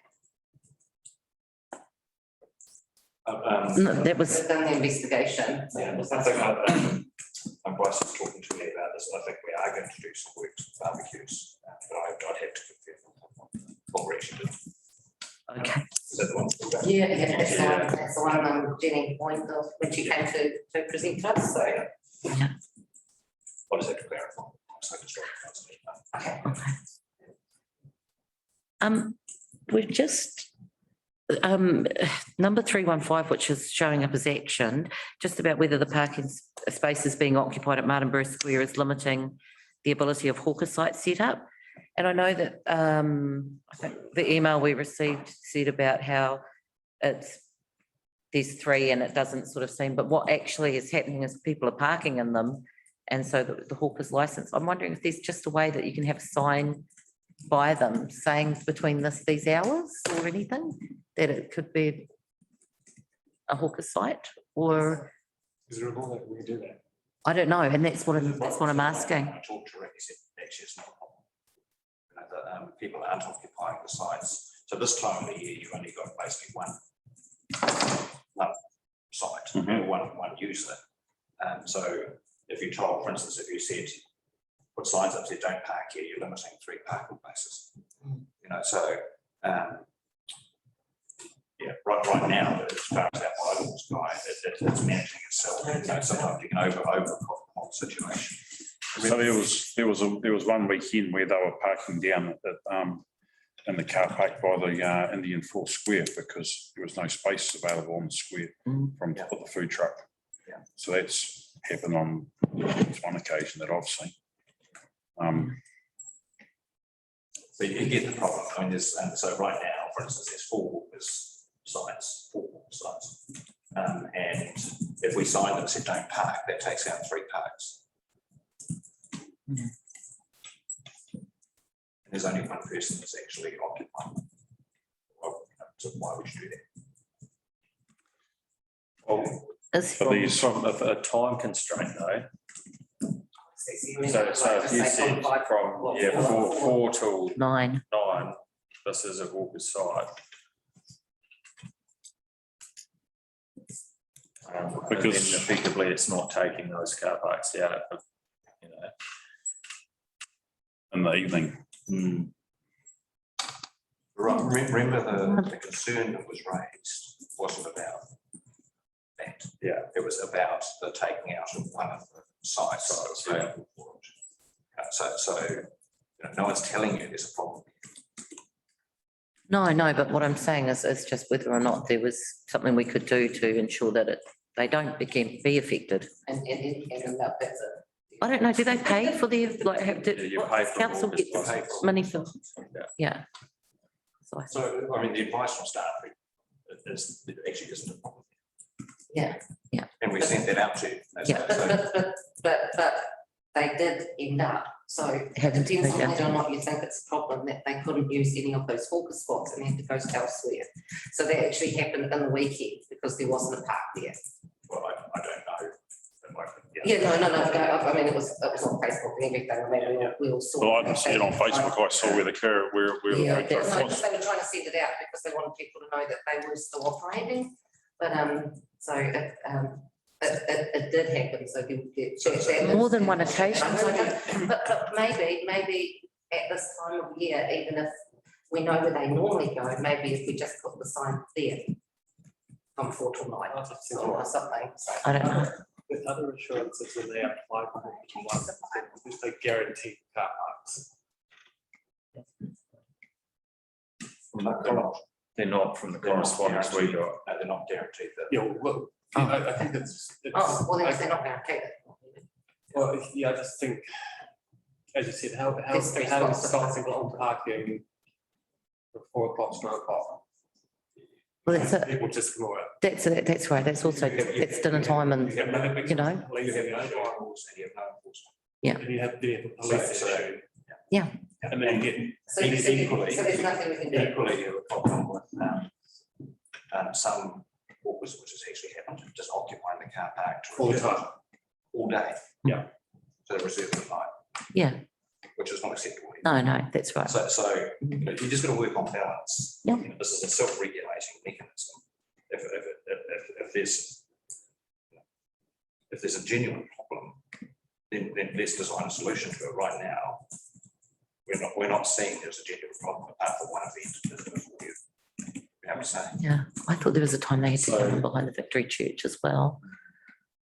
But if he has to park there during the day to secure a spot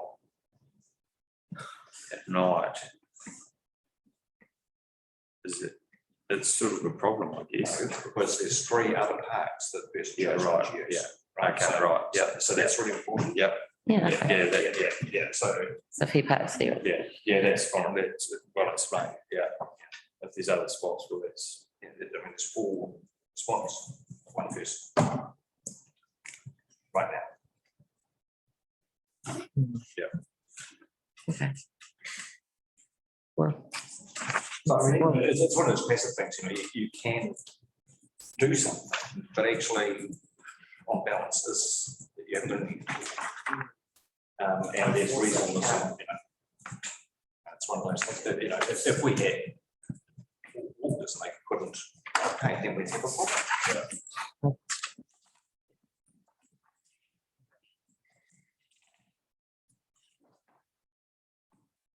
sorry, but that was just the other thing I wanted to clarify. So hawkers, if you have a hawker's license, is that specific to the town?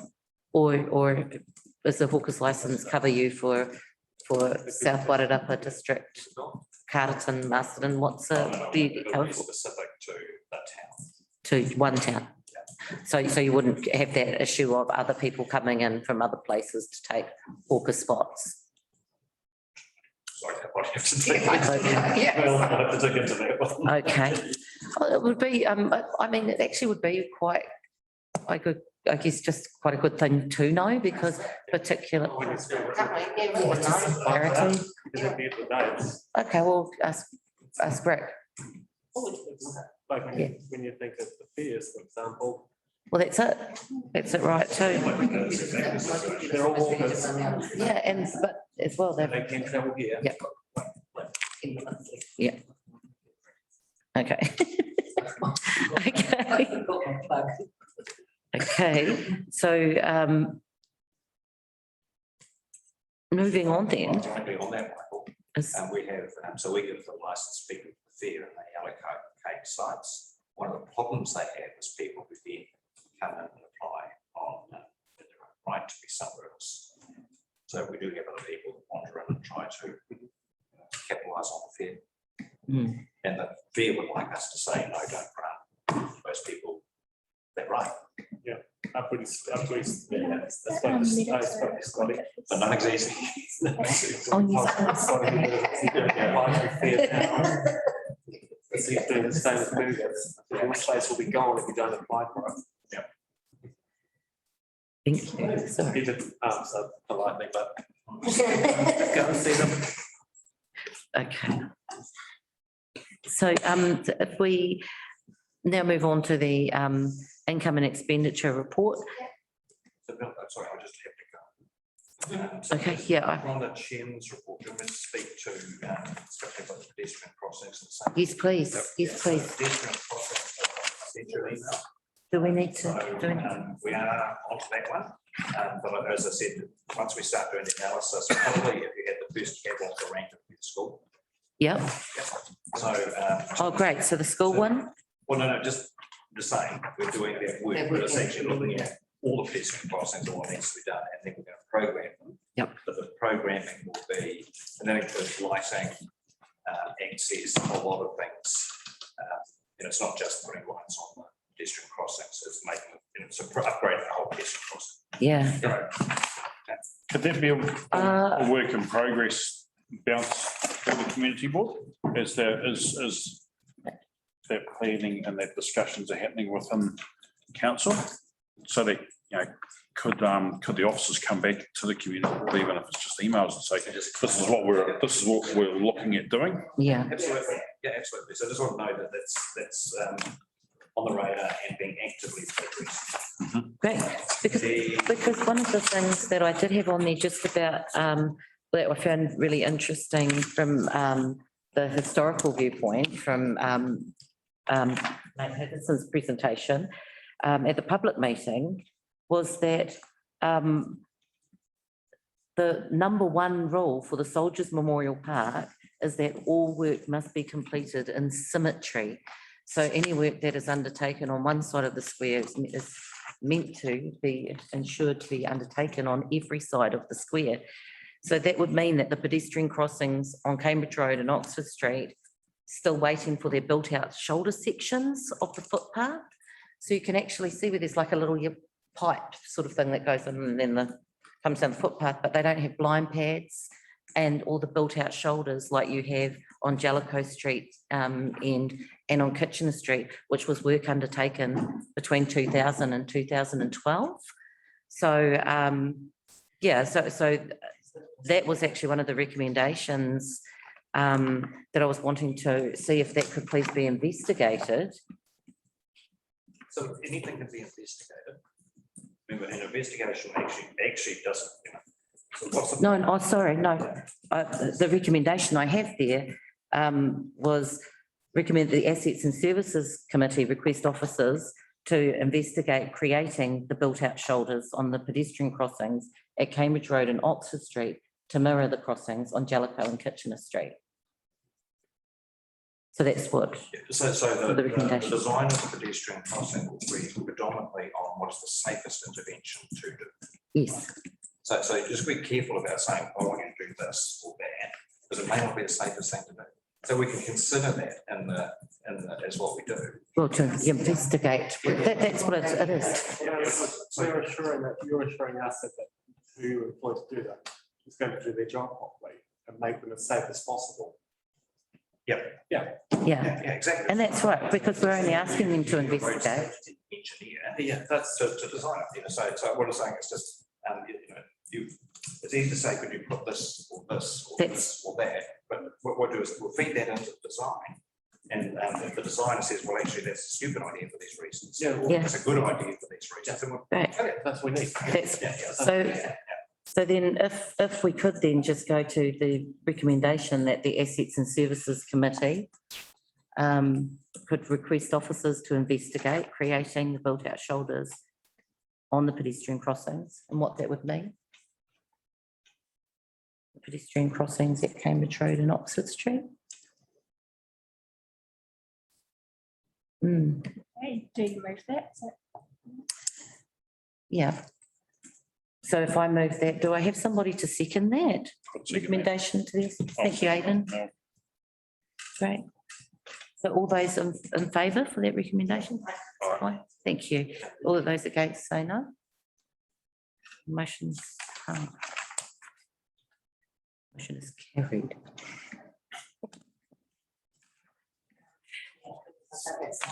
Great.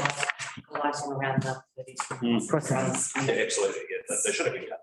So Yeah. free key. I don't know if you're aware, Harry, but after that last meeting last week, I received an email from Lee Major, who had been involved with Dark Sky project. And he made a comment that a lot of those suggestions that Chris Hooson had made in his speech were worthwhile and acceptable, and probably acceptable to the Dark Sky for their process and their accreditation. So I'm just wondering, you had, I think, emailed us earlier before that meeting saying that there were works or there were plans in progress to upgrade the square. So I'm just wondering whether we could perhaps forward the email that Lee Major sent us, so that then that could be utilised Taken into consideration. in the planning. Yeah. Because even your Dark Sky City Yeah, well, Absolutely. I think it's one of my neighbours. because the, because we had, put the one from Chris Hewson through, which, so that was the recommendation we made to the last Assets and Services, included photos and pictures from Chris Hewson. Yeah, particularly around that stop, look, you know, on the pedestrian crossings and how simple, sometimes a simple initiative can be really effective without having to be cost heavy. So just, sorry, just do it again. But in terms of recommending to me that I look at the project management costs, I'm happy with that. Oh, yep, great. Yeah. The future of local government is a half an hour presentation. Okay, so And there's, yeah. But it's, the future of local government is very different to the governance and representation review. So the governance and representation review. Sorry. The last one, topic 5, So I'm just jumping. just jump down. Jumping Oh, up. yeah, sorry, I got it. So the future of local government comes from, with the water reform, with the RMA reform. What does that mean for local government? And what does it look like into the future? So they've appointed a board, review panel, who are literally just starting down that journey of having discussions around, talking to councils and all sorts of parties. So they're just in the voyage of discovery rather than happening. So anything, Information gathering. Yeah, information, and everything we see out, there isn't much. So right now, a governance and representation review is a formal process that councils are required to go through certain periods. And they consider the size of your wards, where they are, the representation that affects Māori wards, the role of community boards, all those types of things. So it's a full formal review of the governance arrangements the council has, the number of elected members, what the wards they stand in, and their rules around how that applies. And so we're scheduling that to occur, but we also have a rating review. So we're just trying to work out how to get the timing of these things. So the timing for them isn't set. They're two quite different things. Yeah. So that's a formal governance review is a formal process that council looks at its overall governance relative to the size of its population, essentially. So is that governance representation review, will that lead into submissions that SWDC make to the future for local government review? No. That's sort of things. This is simply about how this area is governed proportionally to its population and where they live. Right. Simply. So there are one of the fundamental questions, for instance, in Māori wards, or community boards, rural representation, for instance. Yeah. So those are the kind of, so you've got to balance it out with the numbers, the size of your governance relative to your population. Yeah. So what's the time frame or I suppose the proposal, timings for that governance representative review? We're looking at the outside, we want to make decisions by the 30th of June this year, next year. Right. Yeah. So we could even be starting that in November, October. Okay. But don't take my word for that because we've got to balance this with the rating. And it has to be completed though by. Yeah. When we say we're doing 2 big bits of work, rating. So that's how rating is distributed, the rating mechanism. Governance and representation. Can I just ask you, well, there's something that really confused me there. So when you were just saying about the future of local government review looks into the three, like water and RMA, and they're going to be looking at what does this look like in the future, but don't we have to have our water, 3 waters? So that's the, No. What I said is what I said, sorry, maybe to explain myself correctly. What I said is there's a 3 waters review, which is looking at shifting water. Yep. There's the RMA review. So the future of local government's look at what's left. They're not going to be revisiting the 3 waters reform or the RMA. So the local government, so future local government is going to be looking at what local government is going to look like after the 3 waters have been taken out of the local government. If they taken. Oh, sorry. Yeah, if they get taken out of. Each council decides on whether to opt in. It's Or three about- quarters. Yeah. Yeah. But that's what I'm saying, so it's a, Yeah. yeah, we're talking about three waters like it's already happened, and I'm just saying it has. No, that's right. But that's the. But no, I- Describing what the government's view is. Okay? Not what my view is. Let's be clear about that. Okay. Okay, so is there Yep. anything in the chairman's report just now? So No, just if, Oh, was no, that recommendation? something that's not in there, but at that public meeting when Kieran McAnulty was here, he made the comment that he was going to be meeting with the Transport Minister at the Waihinga Yes. Bridge. Have you got a date for that? That was this week, wasn't it? no. Well, Yeah. we didn't get a date for an invite. Oh, no, he did say he was meeting someone this week at the. We haven't. Because oh, has it already happened? No, Has it happened? we have not had an invitation. And we are keen to have an invitation. Yeah, definitely. could you bounce that through to us as well? So that we're aware, that'd be great, thanks. Actually, so. Okay, yep, that's great, that covers everything.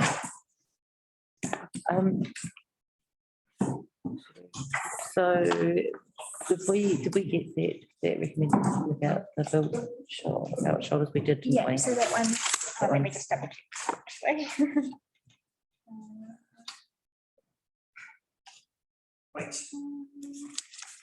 Oh, yeah, another one, huh? No, I don't. Must have somewhere. Sorry. You do the next one and I'll have a quick.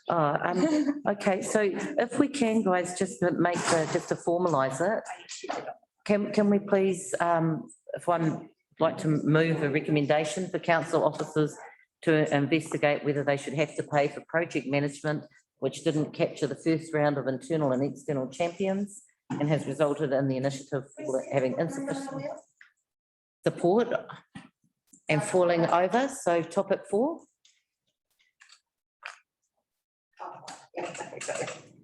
Yep, so just, I'd like to move for a recommendation for council officers to investigate whether they should have to pay for project management, which didn't capture the first round of internal and external champions and has resulted in the initiative having insufficient support and falling over In relation to. in relation to Innovating Streets project.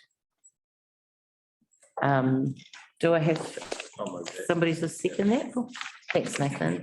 All those in favour, please say aye. Aye. Aye. All those against, please say no. Because there had The also, motion's carried. sorry, there had also been some requests from the community for some forensic accounting or forensic investigation into the Yeah. accounts for Yes. Innovation Streets Yes. on some emails and correspondence. What do you have? Have we? Yeah. Um, No, sorry, I'm jumping all so over. how can we progress that?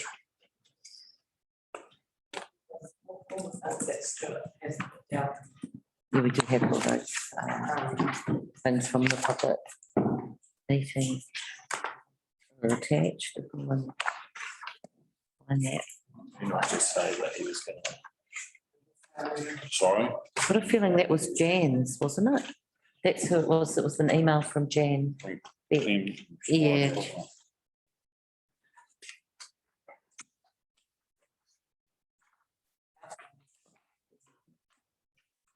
How can we progress that? Yeah, no, because it's not actually listed in summary from Stuart either.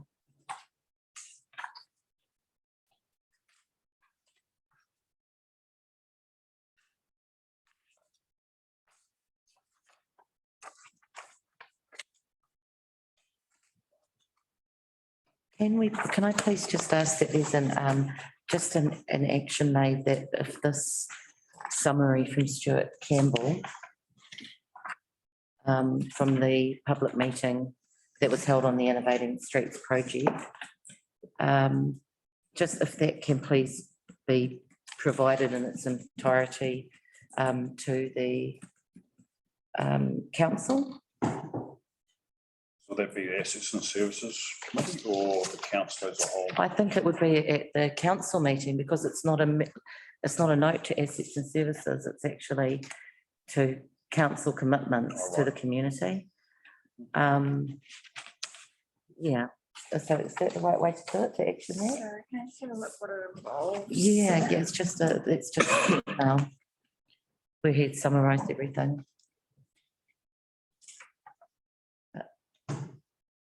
Yeah. He didn't catch that. So do you just want it to go to them for noting, or is there something that you're asking for? with it? I would like it to be noted. Yeah. Could it be submitted as correspondence Oh, yeah, actually, To yes, the submitted as council correspondence. meeting? Because when's the next Yeah. council meeting? So, but the 15th of September, is that the next one? Something like that.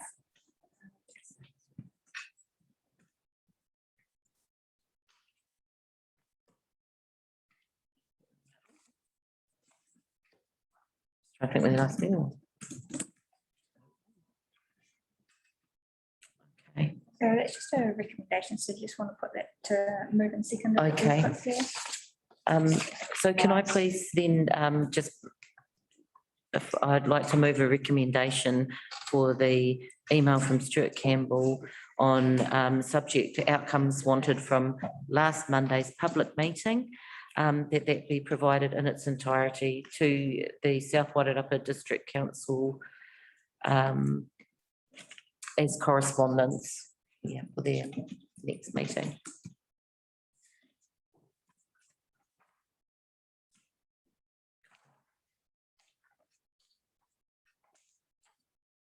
Right, Is there a seconder on that one? and do I have a seconder for that? Yeah, I can do that. Yeah, thank you, Aidan. And all those in favour, please say aye. Aye. Aye. All those against, please say no.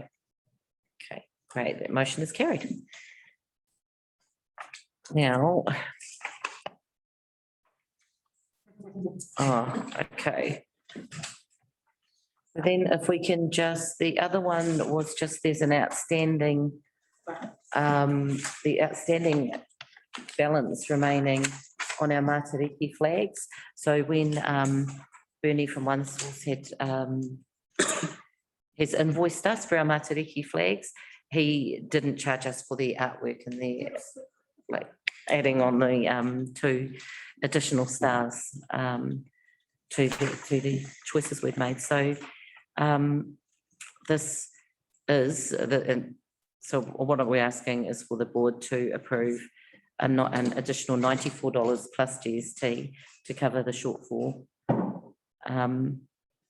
So I move a recommendation for agreement to pay $94 plus GST to One Source for the outstanding amount due on our Matariki flags. Do I have a seconder? Yep. Thank you, Nathan. All those in favour, please say aye. Aye. Aye. All those against, please say no. Great, and the motion is carried. Oh, I feel like we've just said everything. So there's that. Great, so that's all those recommendations now being made. Sorry, because we jumped around a little bit there, so I'm just trying to figure out where we've lost my spot, so. Great, so we're going to move back now into our income and expenditure statements or reports, which is the pages 60 to 69 of our agenda. Do I have a mover to receive the income and expenditure statement for 1 July 2020 to 30 June 2021 and the Payne Farm Statement of Service Performance to 30 June 2021? Thank you. Thank you, Aidan. And do I have a seconder? Thank you, Nathan. All those in favour, please say aye. Aye. All those against, please say no. The motion is carried. I didn't put my hand up for that, did I? Is that like being becoming chair? No. I was like, that's what you did. No, I didn't. I thought he spoke. Oh. All right. So did anyone have any questions or comments around the income and expenditure statements?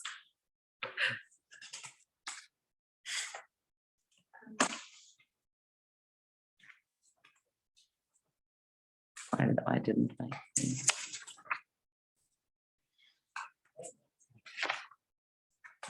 What are the rates down there? What are they paying now? Whereabouts? I'd say.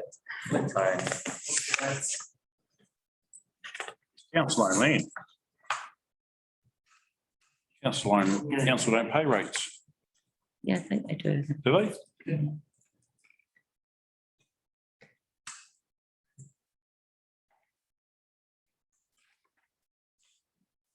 Yeah, yeah. Oh, well, right, yeah, there we are, rent and rates payable, Yeah.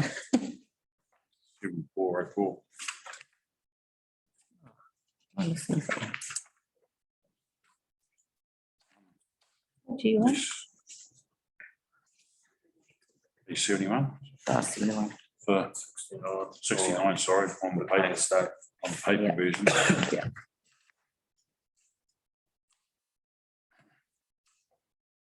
Interesting income. You still know breakdown on. Was there a break? No, there isn't a breakdown on what the council is paying for the land refuse site, is there? Total show information sensitive. It's not yellow, so. Which we don't actually mind of. I think we keep on saying that it's not. If it wasn't on here, it was on the last one.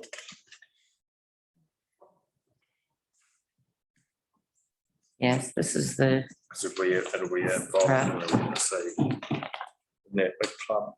yeah.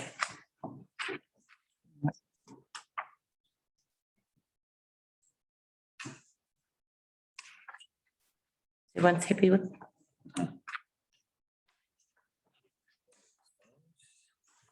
Well, money had to be spent to bring it up to speed. Yeah.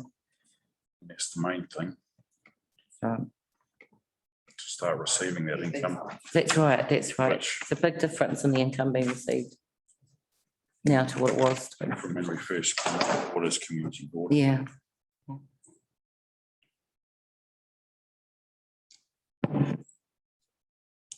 Right.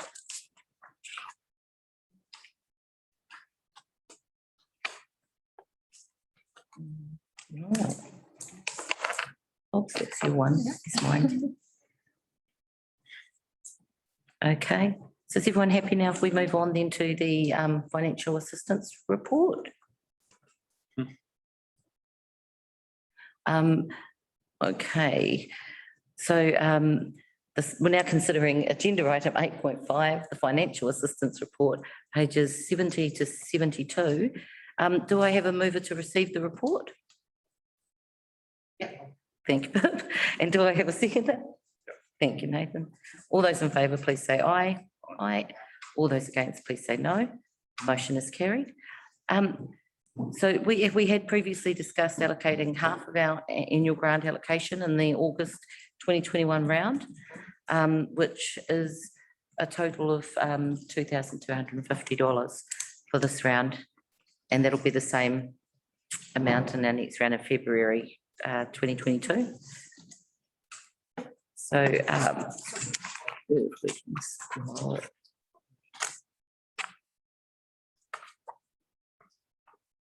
we go.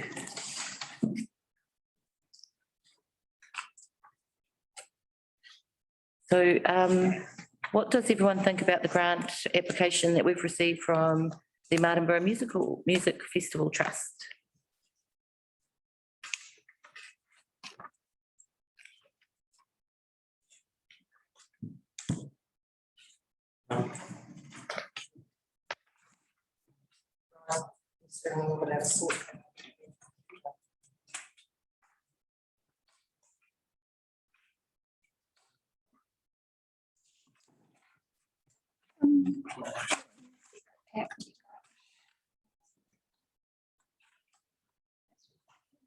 Oh, yeah, I've got them. I've got them.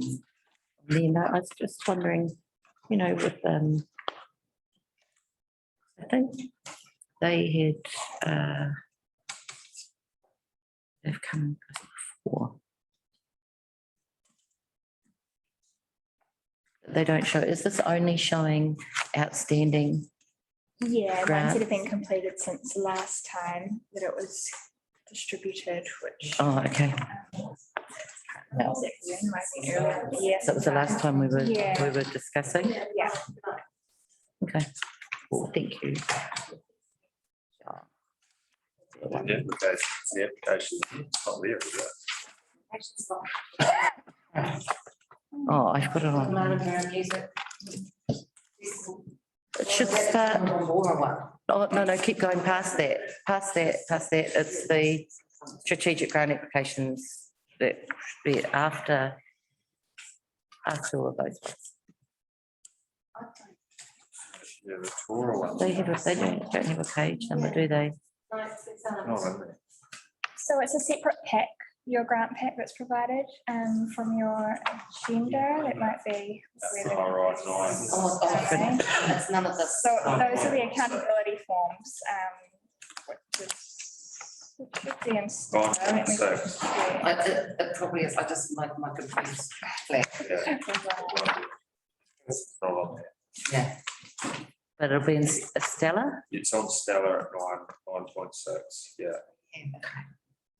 So we But it's not online. are needing that, but Stella. we said that. Oh, I'm not Stella. So I think with the music festival, we weren't looking at that, doing. That's what I'm just trying to find out. what it is.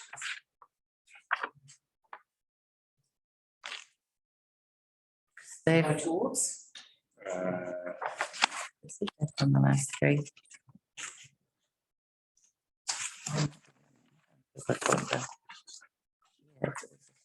At the back of that. Secret document. Is that it? Yeah. Yeah. Yeah, so I mean, we So, could. can you, is it not in Stella? Something, but I don't have Oh, Stella. you don't have Stella. Yeah,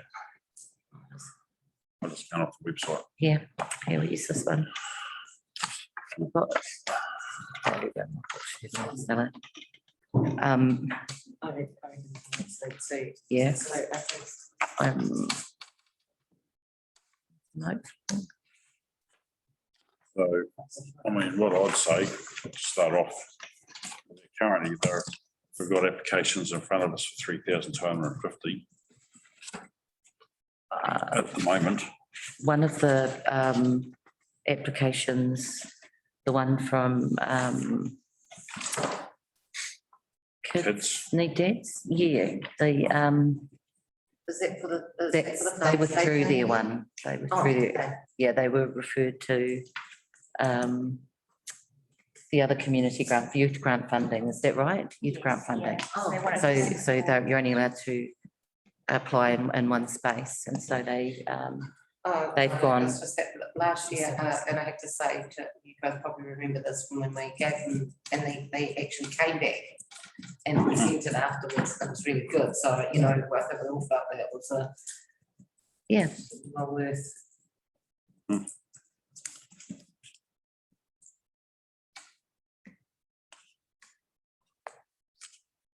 So it's possible that we're going to receive more grants or more applications for grants, isn't it, between now and February? Yeah.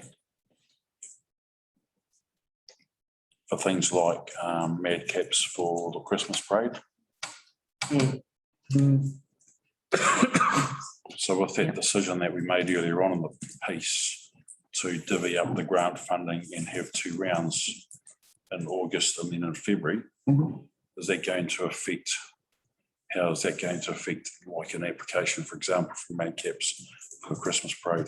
Yeah, well, we'll need to, I guess, What do we do with that in that instance, Steve, because it's, you know, some of the others have different kind of areas who organise like the road closures and things, but here it's always like, so that the whole thing's always been done by like a group, like a public group, so like, yeah. So I think last, So you're asking if you consider grants out of your cycle that you Mm. set? I think if you guys make a decision that as a board, you'll consider them special circumstances or exceptional circumstances. So we can always- Consider.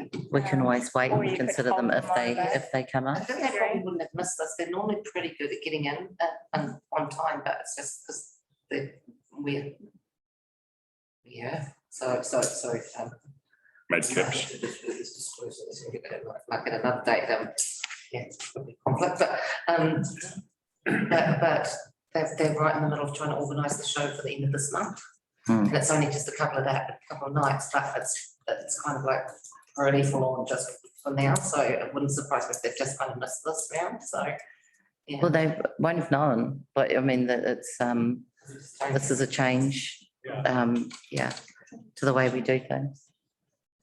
And that we used to consider as things came up, trying to keep an eye, but that actually did result in us running out of money. So, yeah, we want to make sure we.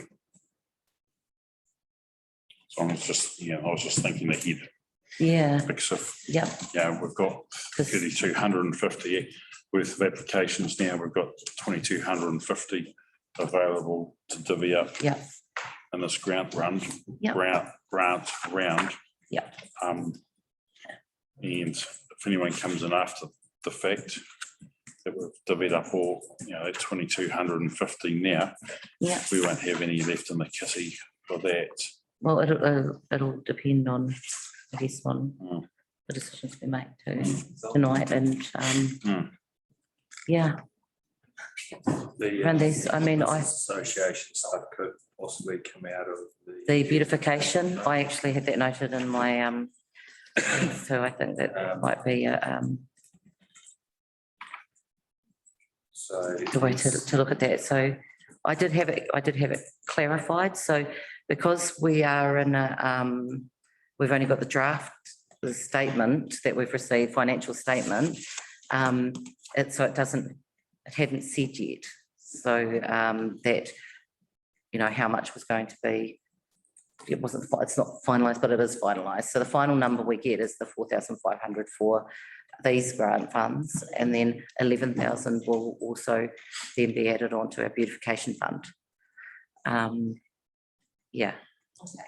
But that's just, I think it just has to go to council to be finalised or approved or what have you. So if we start, if we do start, with the music festival, we have supported them in the past.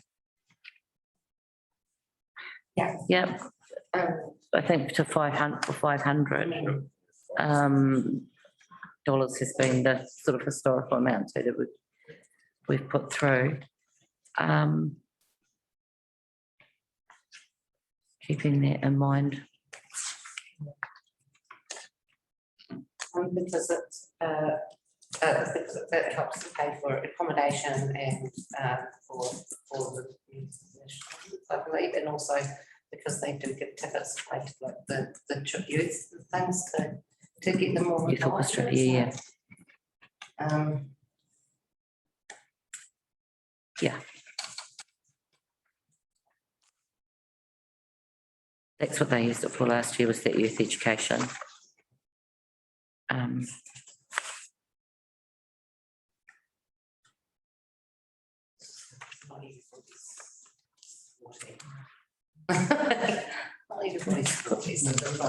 When you have the other options.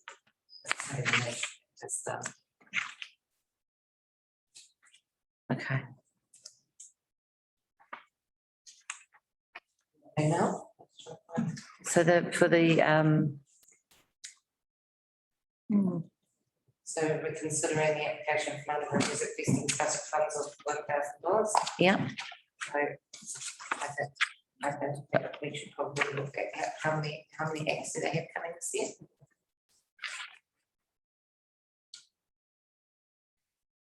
Should we go with what we did last year? Did we give them 500 last year? we did, I yeah, feel like 500 is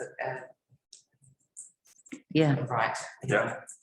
yes, so it's a good cause, supports the town. Mhm. Multiple benefits to I'll it, move there. yeah. Great. So thank you, Aidan. For a moment to receive the report. No, sorry, what was that? What? To approve 500. So, yeah, I move it to approve the application from Martinborough Music Festival Trust for funds $500 for the 2021 Martinborough Music Festival. Thank you, Aidan. And do I have a seconder? I'll second that. Thank you. All those in favour, please say aye. Needs to second something. Aye. All those against, please say no. Motion is carried.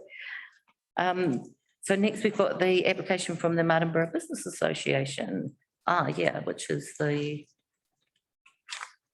So this is for the garlands around town. So there were 5 purchased from pre-Christmas, and the pre-Christmas application one that we received was for 5, and so this would give 8 garlands around town, so additional 3. But why for 2 leases is it more expensive? It was 753 and now it's 1,000, sorry, 5. Now it's 1,004. So I know that, sorry, I wouldn't normally be doing this like, oh, you know, like, pop out something in your head because. Sure, it's good when you've got someone to ask. It was 750 and then. So they're not doing it the way they're doing it differently this year because of COVID and the restrictions on what they can get. So it's pre-ordering. But we still have the other 5, yeah. Yeah. Okay, cool. So yeah, but we've got a special deal last year for the taking of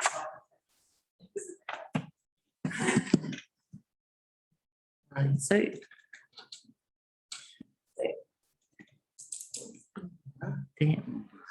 I just don't think we have the funds to be able to do $1,000. If we did this from the beautification fund, yeah, I reckon beautification funds would be. well, so then, I guess we just trying to figure out, yeah, we can. We can. Move, but it's just the amount, so the $690 each. This time, and I think these, here it is, there's the, She's getting funding from some. Yep. So this year there's 3 and there's 2 that will be contributed by business and 1's for the museum. We felt that the museum would be a nice space to have it, so that would be, you know. yeah, Sort of possibility. but from here, yeah, yeah. Okay, well, yeah, and then that's $40, be about $730 as to, yeah, $730 if we were to, so the cost for one of the garlands is $690, and to, we separate the shipping charge out to and round it up, round it up, so it would be Like 750, yeah.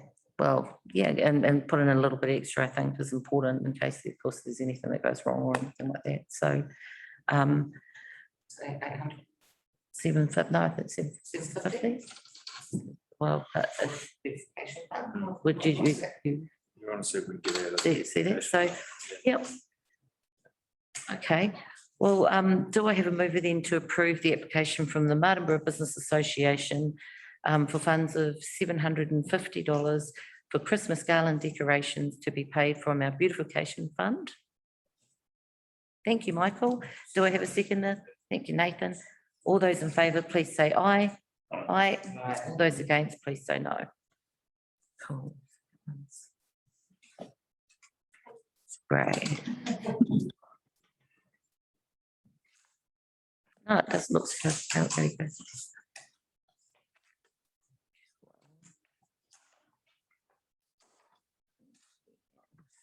Next one.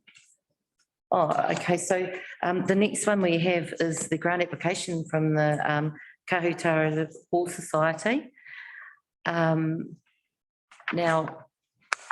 I think the one thing I sort of noted was it doesn't look like we receive anything from the Kotara space. It's not very often. so. Yeah, this is my first instance seeing this anything for Kotara come across our table. Since we've been in the, we've been in, so. Yeah. Yeah, I have that. would you, I think that. 850 or even then I think I'd probably. So we can do. Are they part of our board? Yeah, they are. Yes, Couch is part of Yeah. our ward. that's So what I mean. So we can do 750, because I'd be like 50, because, well. actually- Well, we could give them $500. No, kids think there isn't in there. Yeah. Still, like we say, there might be other things that come up, so we need to sort of bear that in mind. But well, do you want to start then, Pip? What do you think? Well, I guess, yeah, look, there's.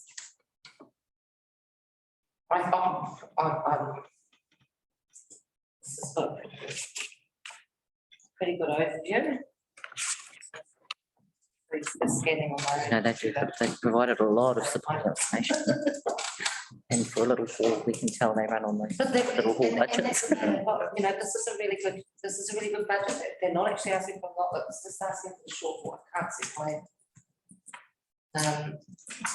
However, with the amounts that we don't have a lot in the grant funding, so it may be that we may be better off to make just that 500 amount as well.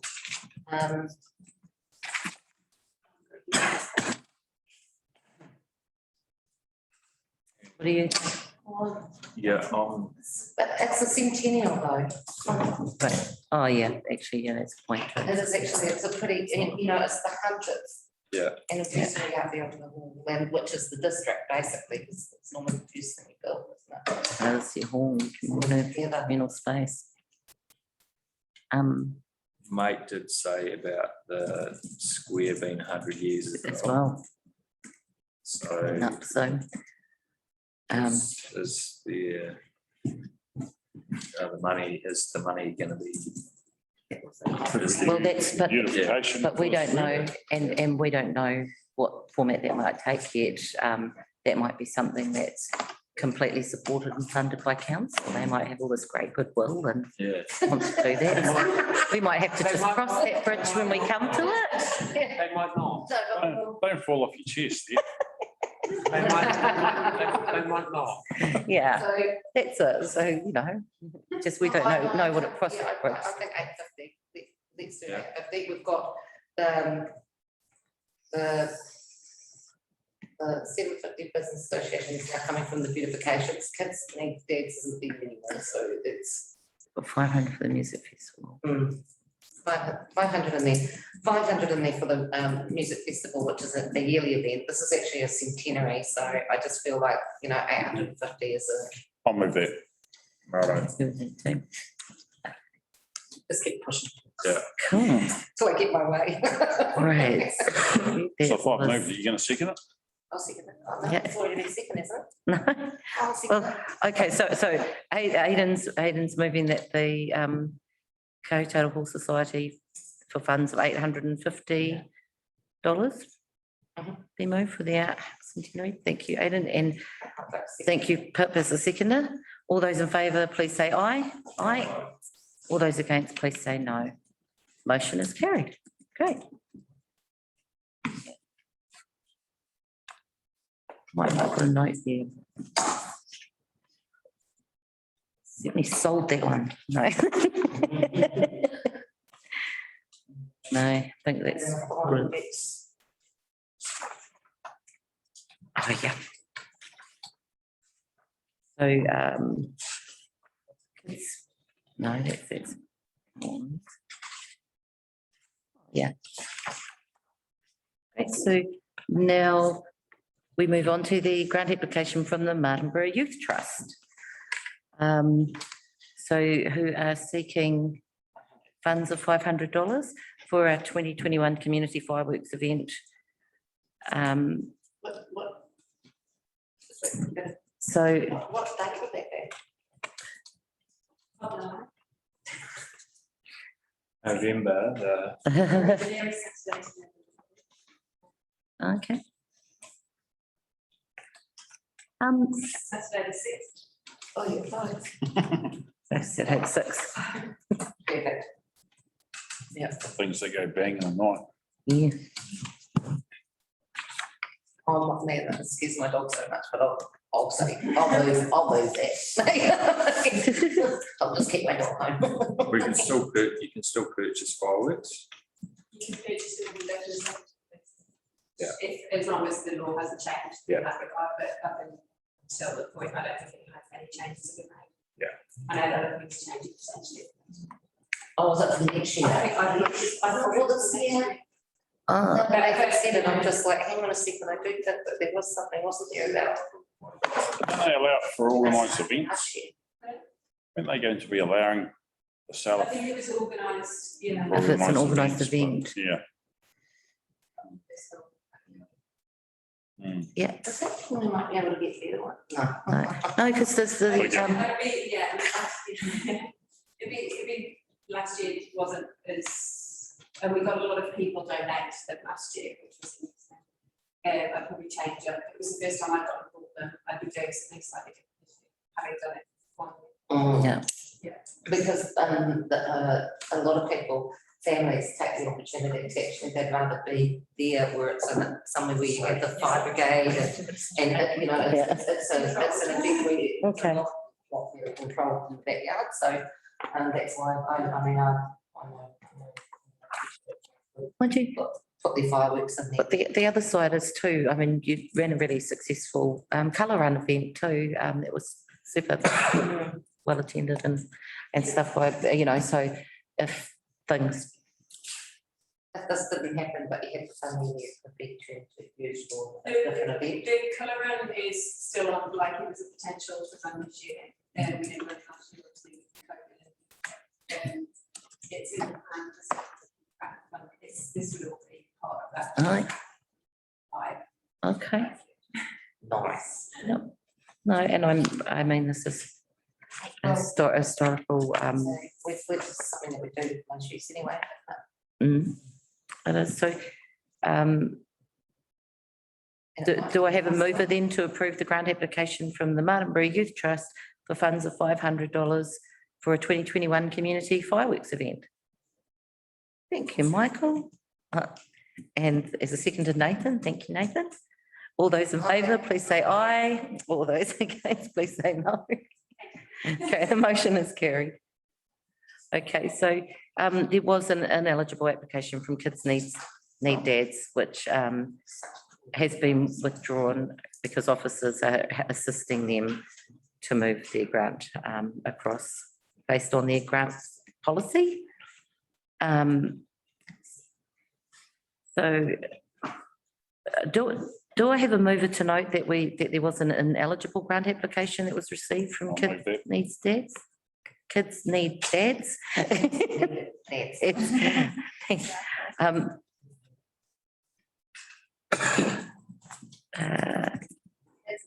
Yeah, thank you, Aidan. And do I have a seconder? Okay, thank you, Nathan. All those in favour, please say aye. Aye. All those against, please say no. Motion is carried. Now, so we're now considering agenda item 8.6, the financial assistance accountability report, which is pages 73 to 88 back in our agenda. Information on your report. 73 to 88. Do I have a mover to receive the report? I'll move that. Thank you, Pip. Do I have a seconder? Yeah. Thank you, Nathan. All those in favour, please say aye. Aye. Aye. All those against, please say no. The motion is carried. Okay. Wasn't any questions around that? Just note that the chair report was shuffled throughout the evening as required.